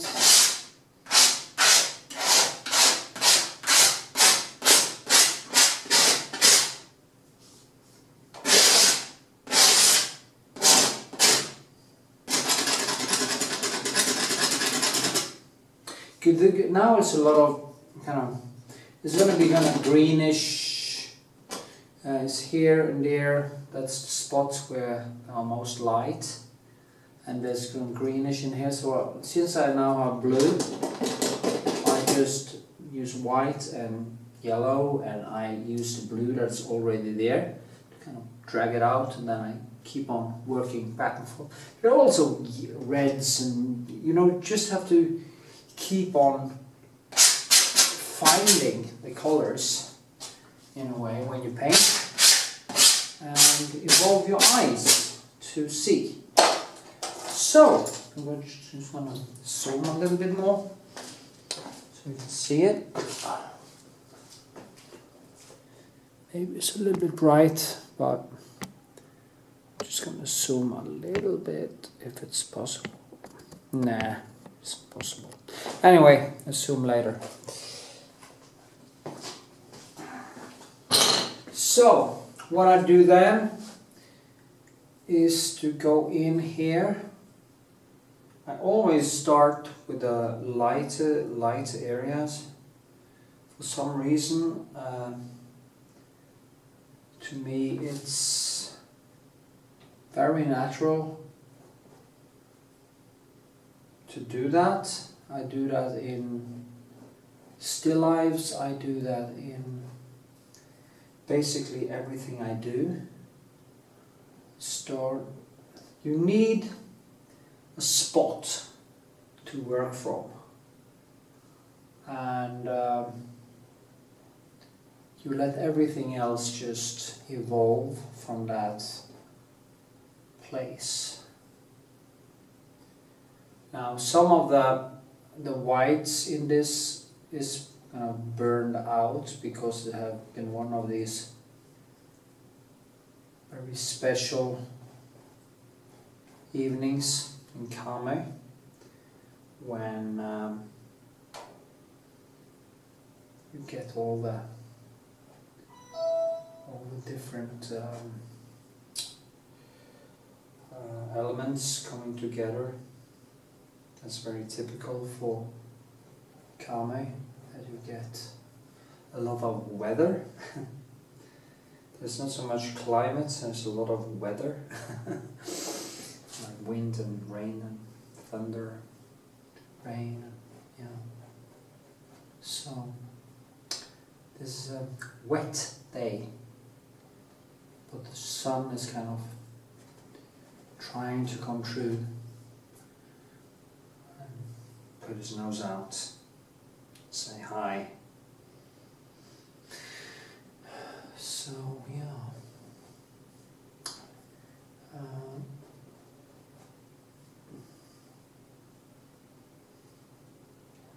you can see that it's kind of, and I do like this. Maybe it was a little bit too hard, because so I'll kind of tone it down a little bit. I will keep that fluidness. If it becomes too hard, you are killing the beauty, and that's dangerous. It was funny, I was at the Frick Museum, or Frick Collection in New York looking at Turner, and I almost go high, in a way high, looking at all the beautiful textures and how we have used these brushes to create these beautiful illusions of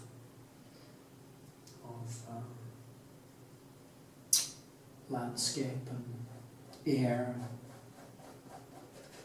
Yeah, it's really beautiful. So I recommend that place. Actually, it's amazing. The Frick collection in Central Park. Right, that's Central Park, New York. It's beautiful. I go there every year. Hopefully, I'll go back to New York. And the end of September, as I usually do. I bought my studio, so my money situation is a little bit different. I have more economical responsibilities now, but I think I want to make that. I also like to attend the New York Burlesque Festival. It's actually quite fun. Been there every year, many years. I will also recommend that. So, now you see what I did? Did you see what I did? It's a fly here. I've been trying to kill it for 2 days. It's horrible.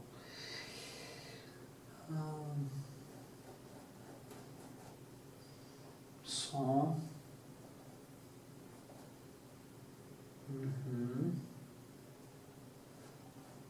Okay. Now I'm going to do a little bit there. Maybe I should zoom a little bit so you can see it better. Yeah, I'm going to do that. So maybe that's a little bit darker. Forgive me. Anyway. Now this one is difficult. I take some lemon or yellow, the most yellow, first. I see all kinds of colors here now, but I try to see exactly what it is.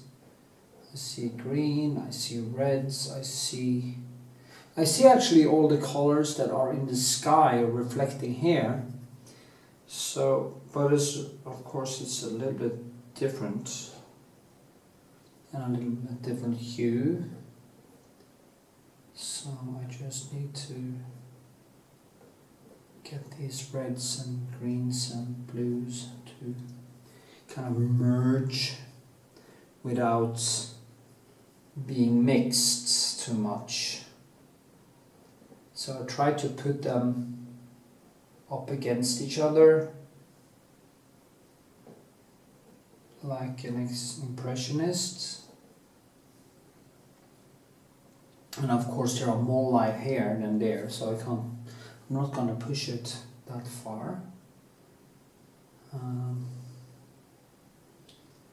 But keep it down. Yeah. So here, everything is extremely fluid. Even the wood in the old boathouse. I guess that's what it is, a boathouse. And it's almost like scary because it was very nice, and now it can actually become worse if I'm not careful. So, and that's the thing. If you don't go further, you always avoid these paradoxes with actually fucking up something that was quite great and not being able to find it again. Wood is going down, so I can just drag it down. It's kind of the wood is kind of old and it's kind of falling apart. So they go the wood is going all kinds of directions.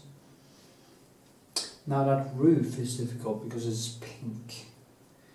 For some reason it's pink in this photo, and that is extremely hard to paint. Pink is just The only time I liked pink was in the 80s. I like pink and black. I guess I like contrasts.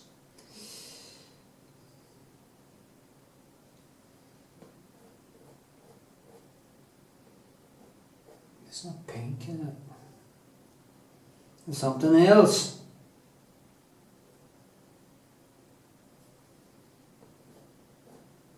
Anyway. It's kind of reddish blue.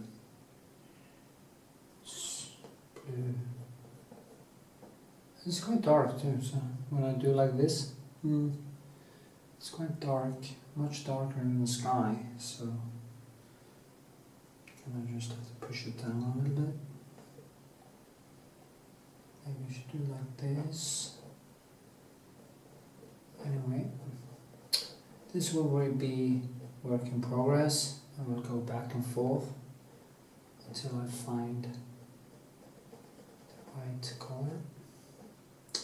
And as I did say probably earlier in this video, the digital colors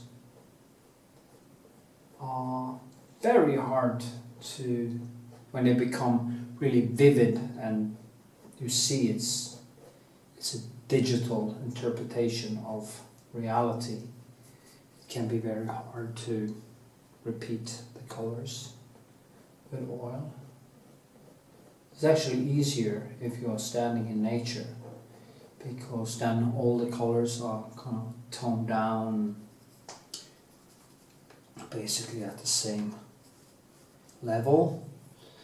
But when you have a digital photo, the digital camera tend to interpret reality and doesn't always do such a good job repeating what's there, and of course it's then hard to make it look right. So you only, in that case, you have just tried to go for the what's in the motif and not fooling around with interpretations and trying to make it into something that isn't there. It's only gonna give you a hell of a lot more problems when it comes down to it. So don't do that. Don't try to be smart. Don't try to be an artist. Or say don't try to. Don't think that it's gonna make anything better by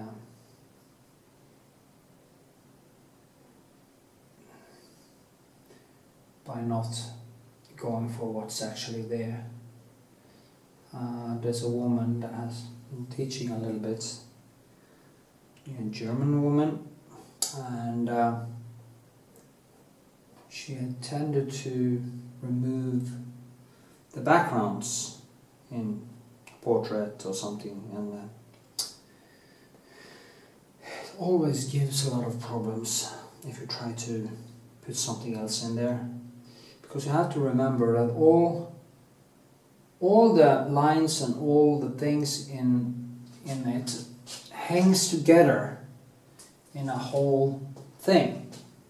So if you keep adding, subtracting, it's going to be really hard to get anything right, especially lines from foreground to background and stuff like that. So if you don't like what's in a photograph or in a motif, don't fucking paint it, okay? Or at least use Photoshop and Photoshop in something else that you can actually get to work as a alternative. But don't start to be creative, because it's going to bring you places you really don't want to be. And if you're not very skilled, and there are people who can make things from their head easily without any effort and create great illusions of landscape and of everything from their head, but they are called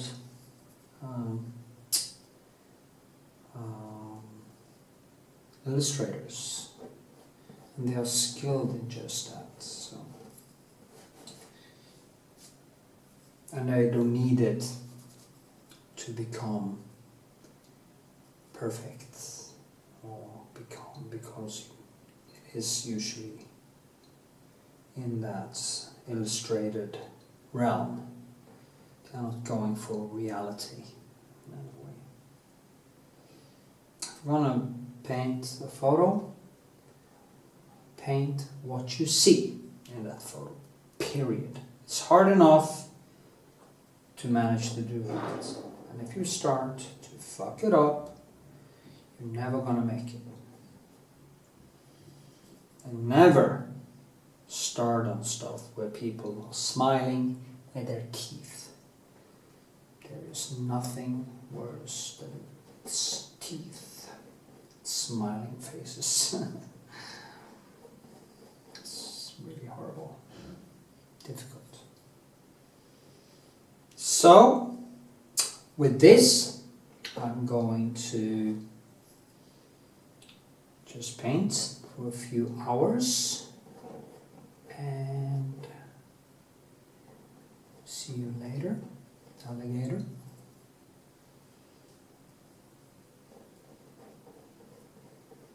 Just going to give everything a little bit more substance. So, see, I just work tick, tick, tick, tick, tick, tick, tick. It's easier when I put on some music, so I'm going to do that. Anyway, so many hours later, I maybe think I messed it up a little bit. I painted and painted and painted. Might have messed up a little bit, but it's not more than I can fix quite easily. I just needed to step back for a while and had a cup of coffee and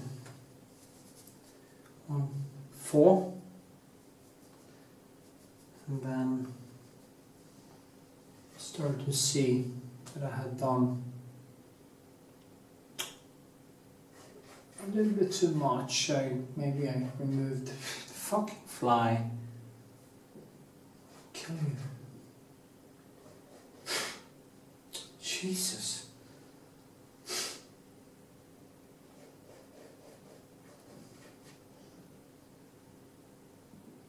The thing is, it's so easy to lose that intense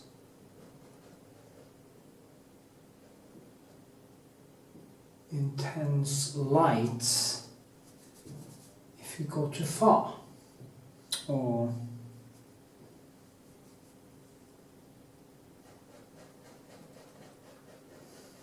so when I stand here and look at it and I paint, it kind of looks a little bit lighter here than it is. And when I put in too much light,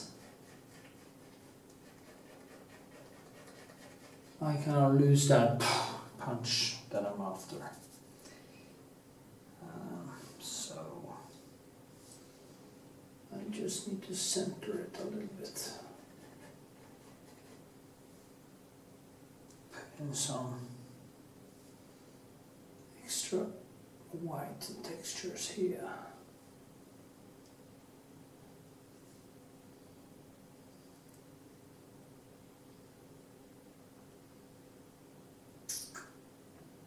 Yeah.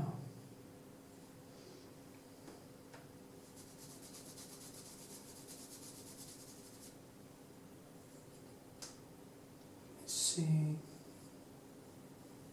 I want to straighten up that house there.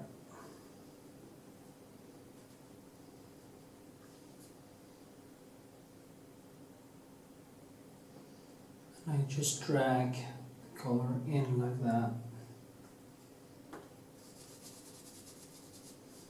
Or I go into the wet color here and I just do it like this. Then I put some more white with colors, different colors in it here, and I kind of drag that in to that. So I get that fluid, more fluid thing that I'm after, so it doesn't look hard. And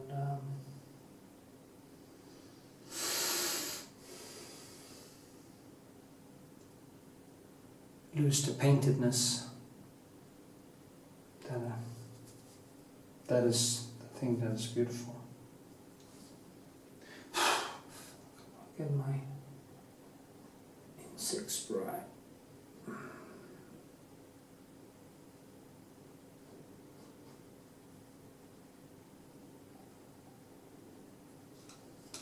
Been painting for so long, I'm probably starting to smell like an old boot.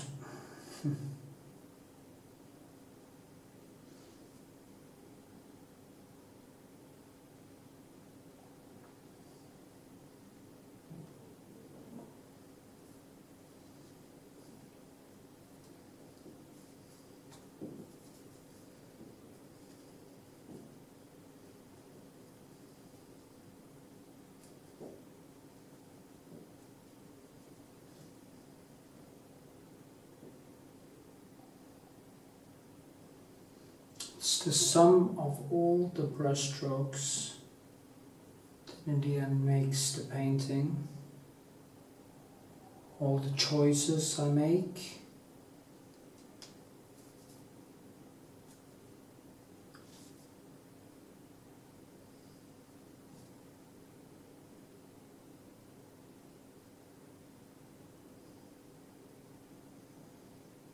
There's also, in the end, it's kind of some small things that make you say, okay, it's done. It can be just the last brush stroke that gives it that necessary bang.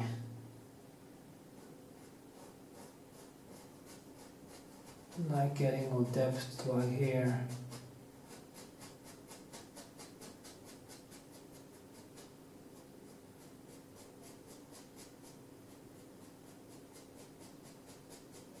There is something with this motif that makes me paint almost like it's with aquarelle.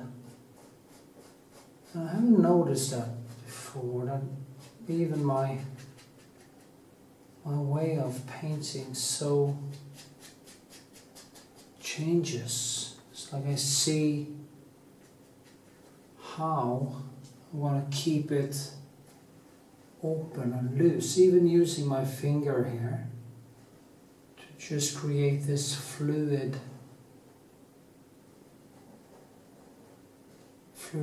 and then you have some points of light. I have some kind of shines down here, and with some reddish in them, just gives it that last bam. If you get my point.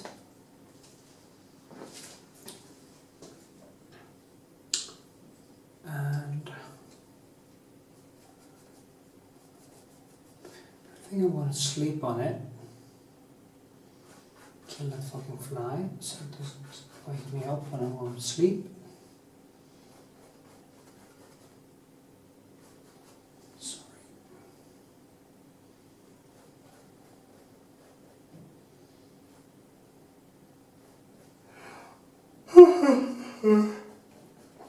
Jeez.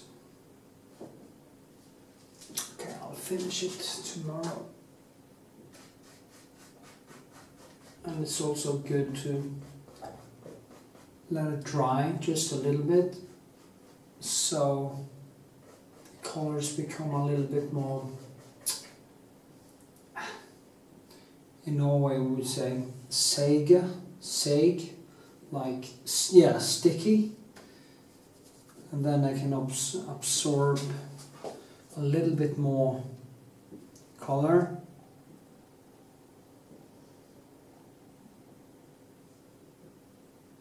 And I need to do some of these nice things with, put in some rocks and some details here, and not too much, just enough.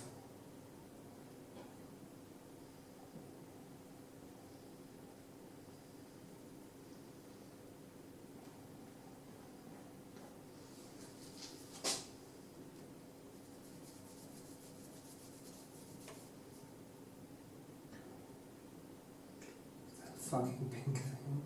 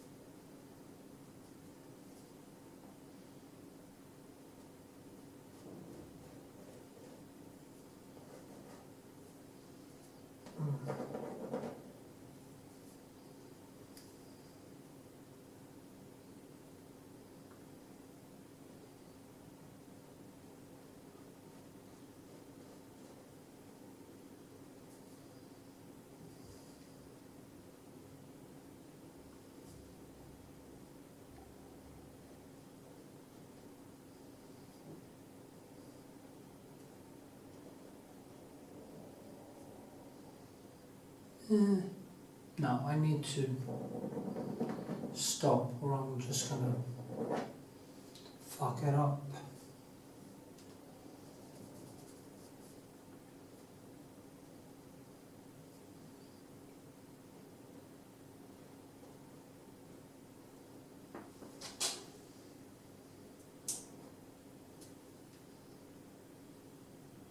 It's hard to stop.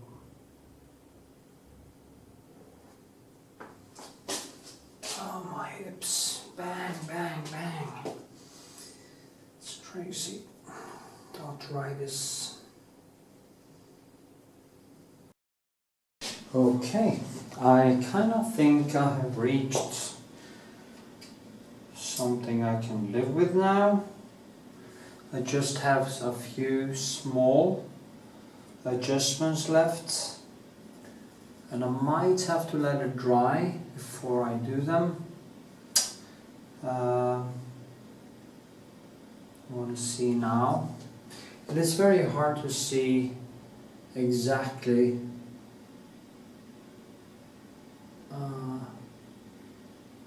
where to go from here, because it's so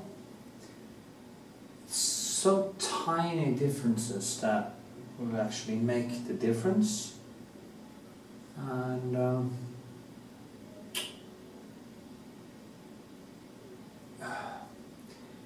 as I always say, this is the point where the painting becomes actually painful, because I keep on going deeper and deeper, and it is actually just a black hole. You can just keep going until, yeah, to fucking die.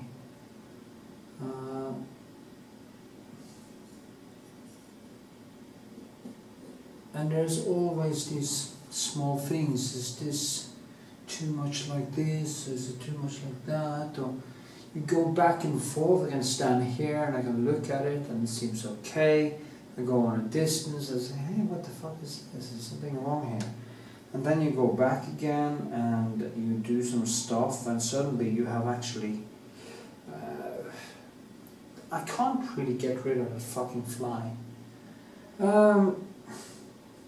Always disappears when I have my insect spray. Maybe I should just let it live. Let it die of old age. I survived this far. Anyway, so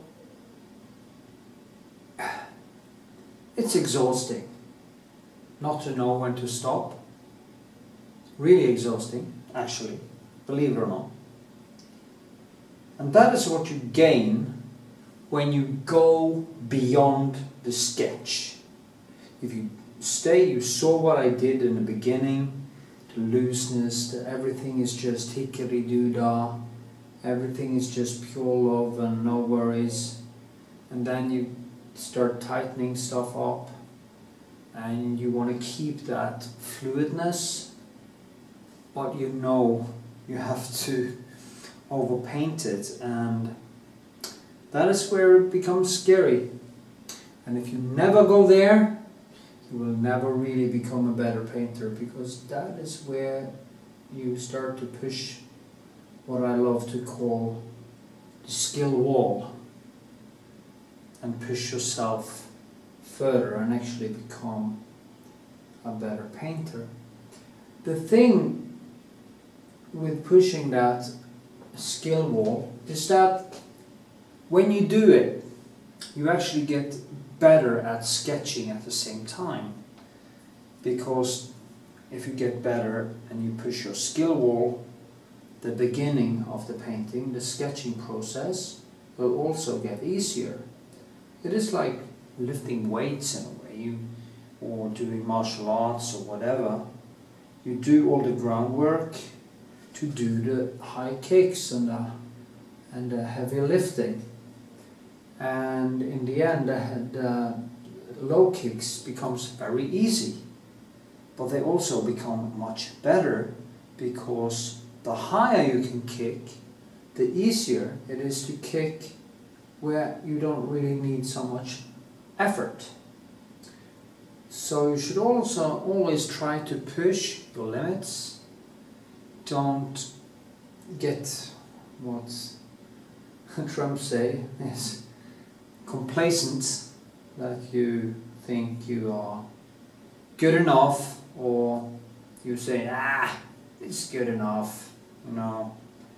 I remember I had a friend many years ago, when I was struggling, when I was just learning how to paint, and he said, it's good enough for the fuckers that's gonna have it. And I thought, what? You can't say that. That is not what it is about. I'm not competing with my customers or other artists. I'm competing with myself. This is my struggle. Okay? So, I mean, it would be so easy to paint if it was only a competition to make people like what I do. Because most people will like things they can't do themselves. They will be impressed by everything from bad people who sing or bad dancers or bad, even a girl that has only had bad lovers will be very impressed with a man who is a little bit better than the other ones that were really bad. So you can't actually weigh yourself towards that. You have to compete with yourself. You have to and then of course there are people who are able to see, and some are as skilled as they are able to see the things I actually struggle with. And when I get comments from people like that, I can actually learn something sometimes. And that is also why I recommend always going to the best in art history, because it's there you find the objective standard you should stretch yourself against. Well, that is my opinion. And all the ones who disagree with me can pick a number, stand in line and kiss my ass, like my hero, the late Christopher Hitchens, used to say.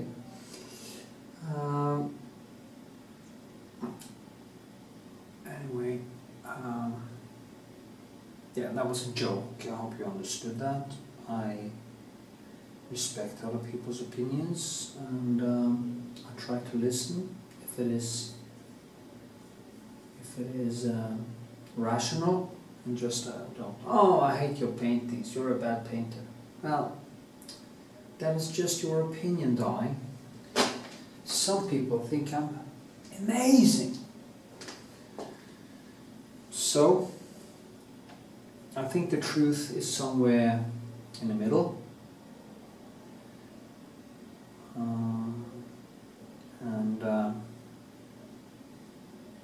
Starting with this when I was like 21, 22, around that time.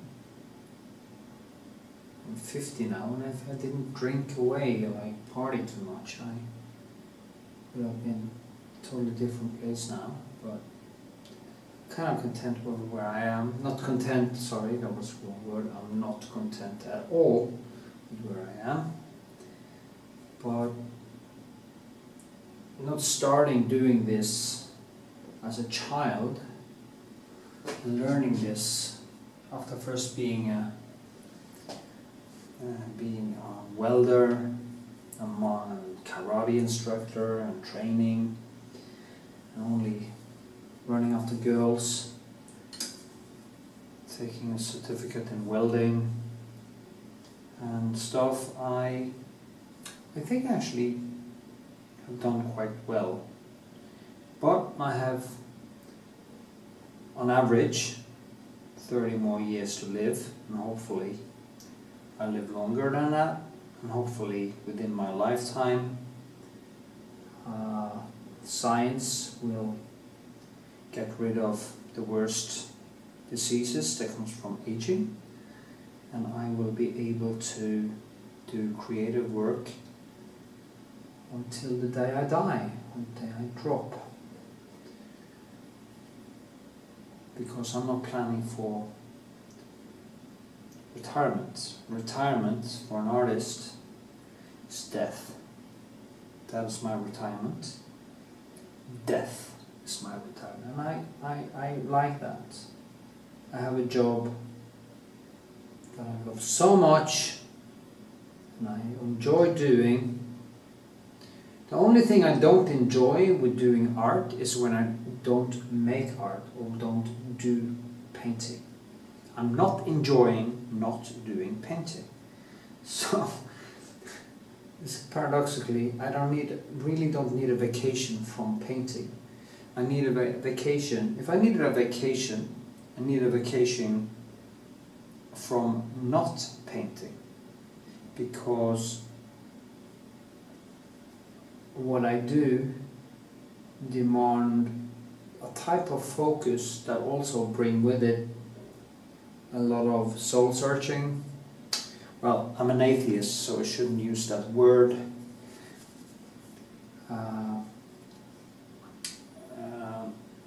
But anyway, it's kind of a symbol, so fuck it.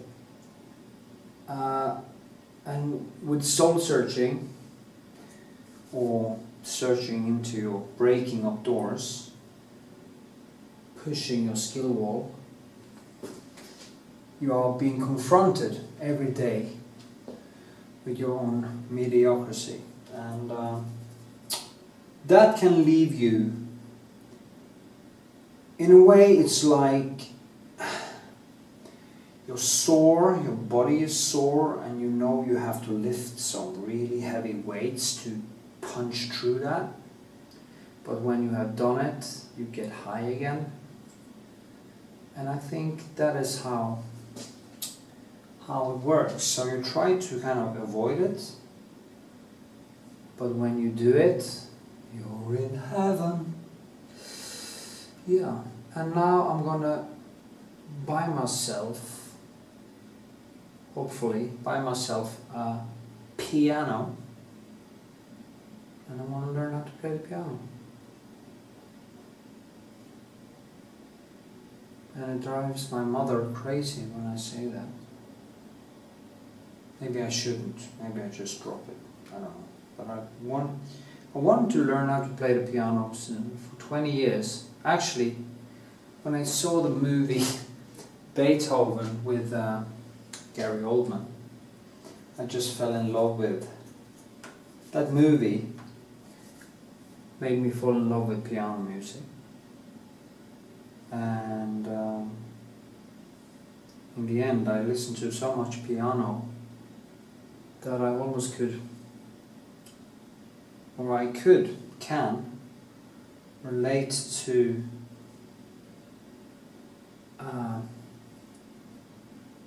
I can like when I play Rachmaninoff third piano concert, I feel I can hear or see or feel the irony and the pathos and kind of his joking around with pathos. And it's also linked to painting, because sometimes I kind of exaggerate for fun, a little bit shape here and a shape there. You push it a little bit too much, and sometimes it's overkill, but then you bring it back again. And it's kind of the same process. So I would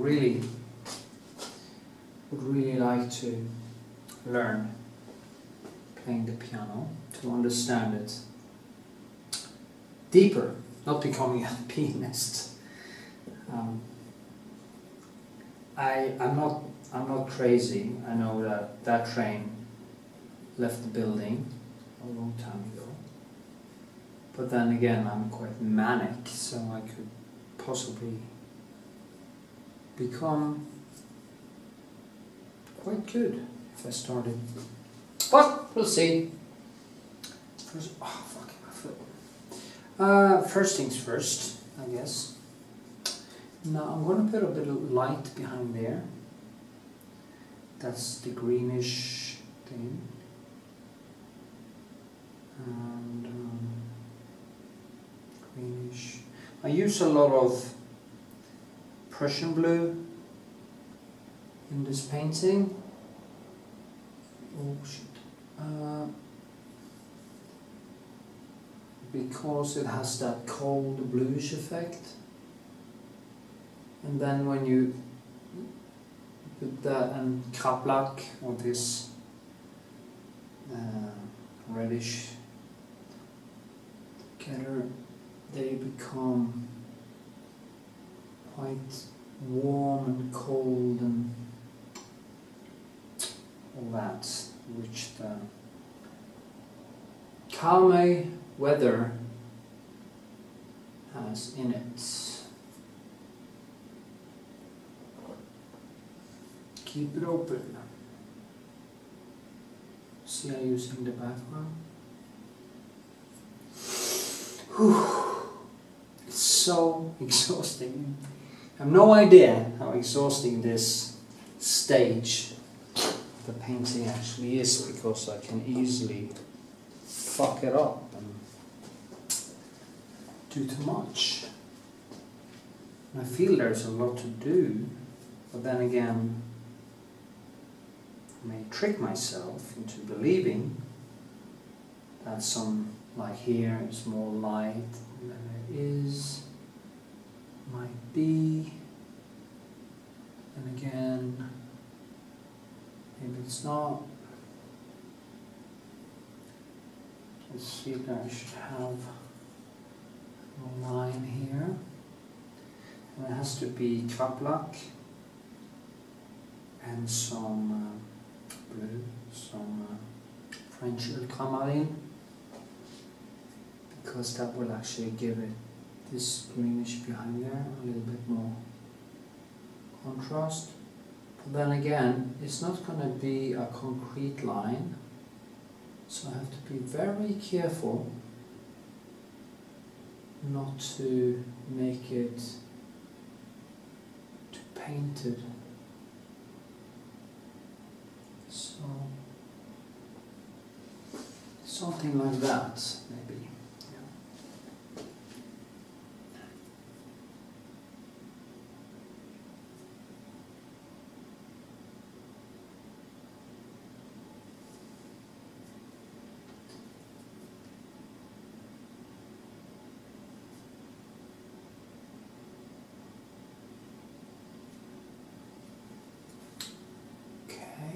This one is difficult.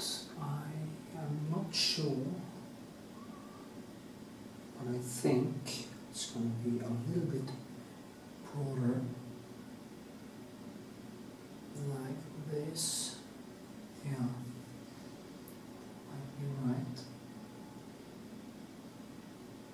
You see, I'm painting wet in wet, so I can move around the color now, almost like it's clay.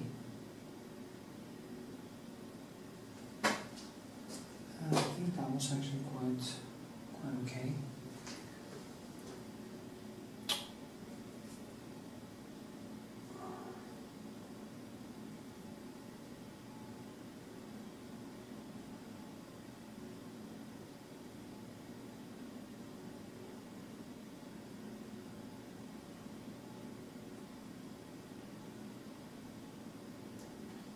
This.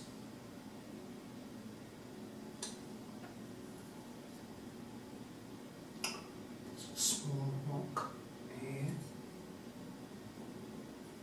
and suddenly too big, and then this one,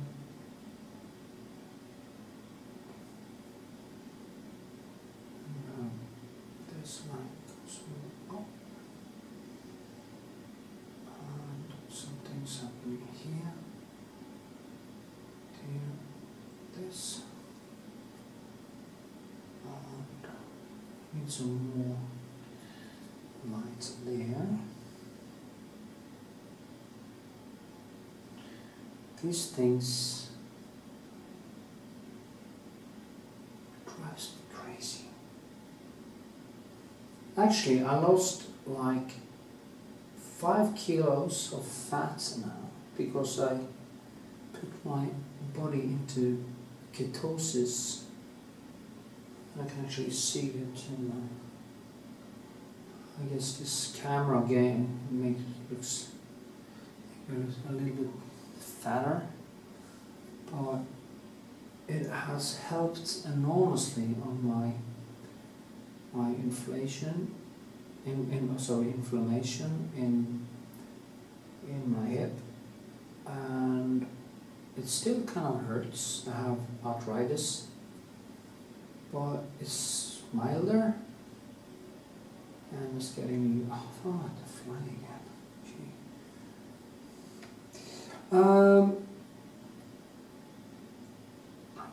And I would recommend it if you are overweight. Try ketosis, but you have to stay on it. You must stay away from sugar. And the good thing is that doing that, my eyesight has become better because I don't have this variation in my blood sugar. I actually don't feel hungry at all anymore. And that's just amazing. I used to eat like I try to eat like 5 times a day. Now I eat like 2. And only 1 bigger meal, basically after training. And there are days I almost forgotten. I have gone maybe a whole day without food just to put my body into repair mode. And it works, there's no doubt, because the logic is that when we evolved on the savannah in Africa, we didn't have a supermarket, and we were lucky if we could find maybe 1 meal a day, and our bodies are meant to store and use fat as energy, but we keep on piling on the sugar in the form of bread, rice, pasta, too much fruit and stuff like that. Oh God, the famous fly. Can't kill it now. I would feel it bad now if I kill it now. And my head is quicker. I feel much more. And there's one side effect too that is great, especially in my age. When you lose fat, you get more horny. And when you get more horny, you get more alert. And if you get more alert, you paint better. So, if you're a fat painter, get into the gym, do some really heavy lifting, and get your libido up, and your paintings will actually get better. Sounds ridiculous, but it's true. The science also says so, so it's not just... I wouldn't use my own experience to... That is very important. I would never use my own experience to make a claim about reality, because bias and subjectivity is just too strong in us to use that as guidance. So anyway, I'm going to paint a little bit more. I'm not going to do any more painting. I think when you see it, I'm basically done. Should do a little bit more adjustments in the light and the clouds and stuff, but beside that I think I'm quite done.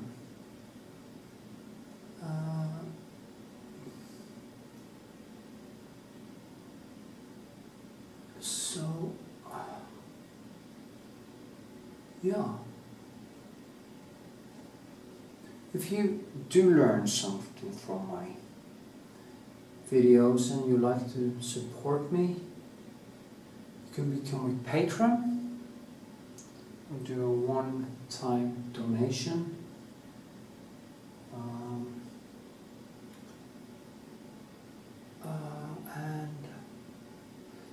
And I have this lottery on Patreon where I give away one small painting to my patrons, to one patron, and there will be one every month. So if you want to support me, you can do it that way. And I should start streaming once in a while, because I see there are some people who has the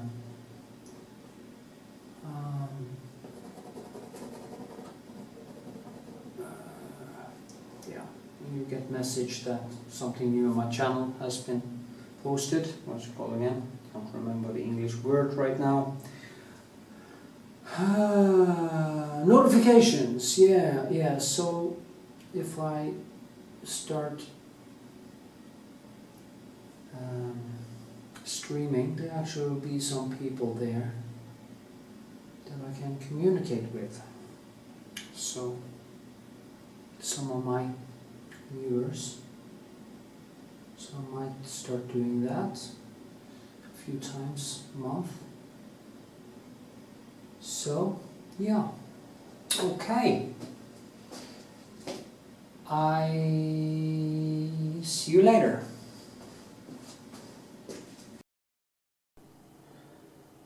So, here we are. Painting finished.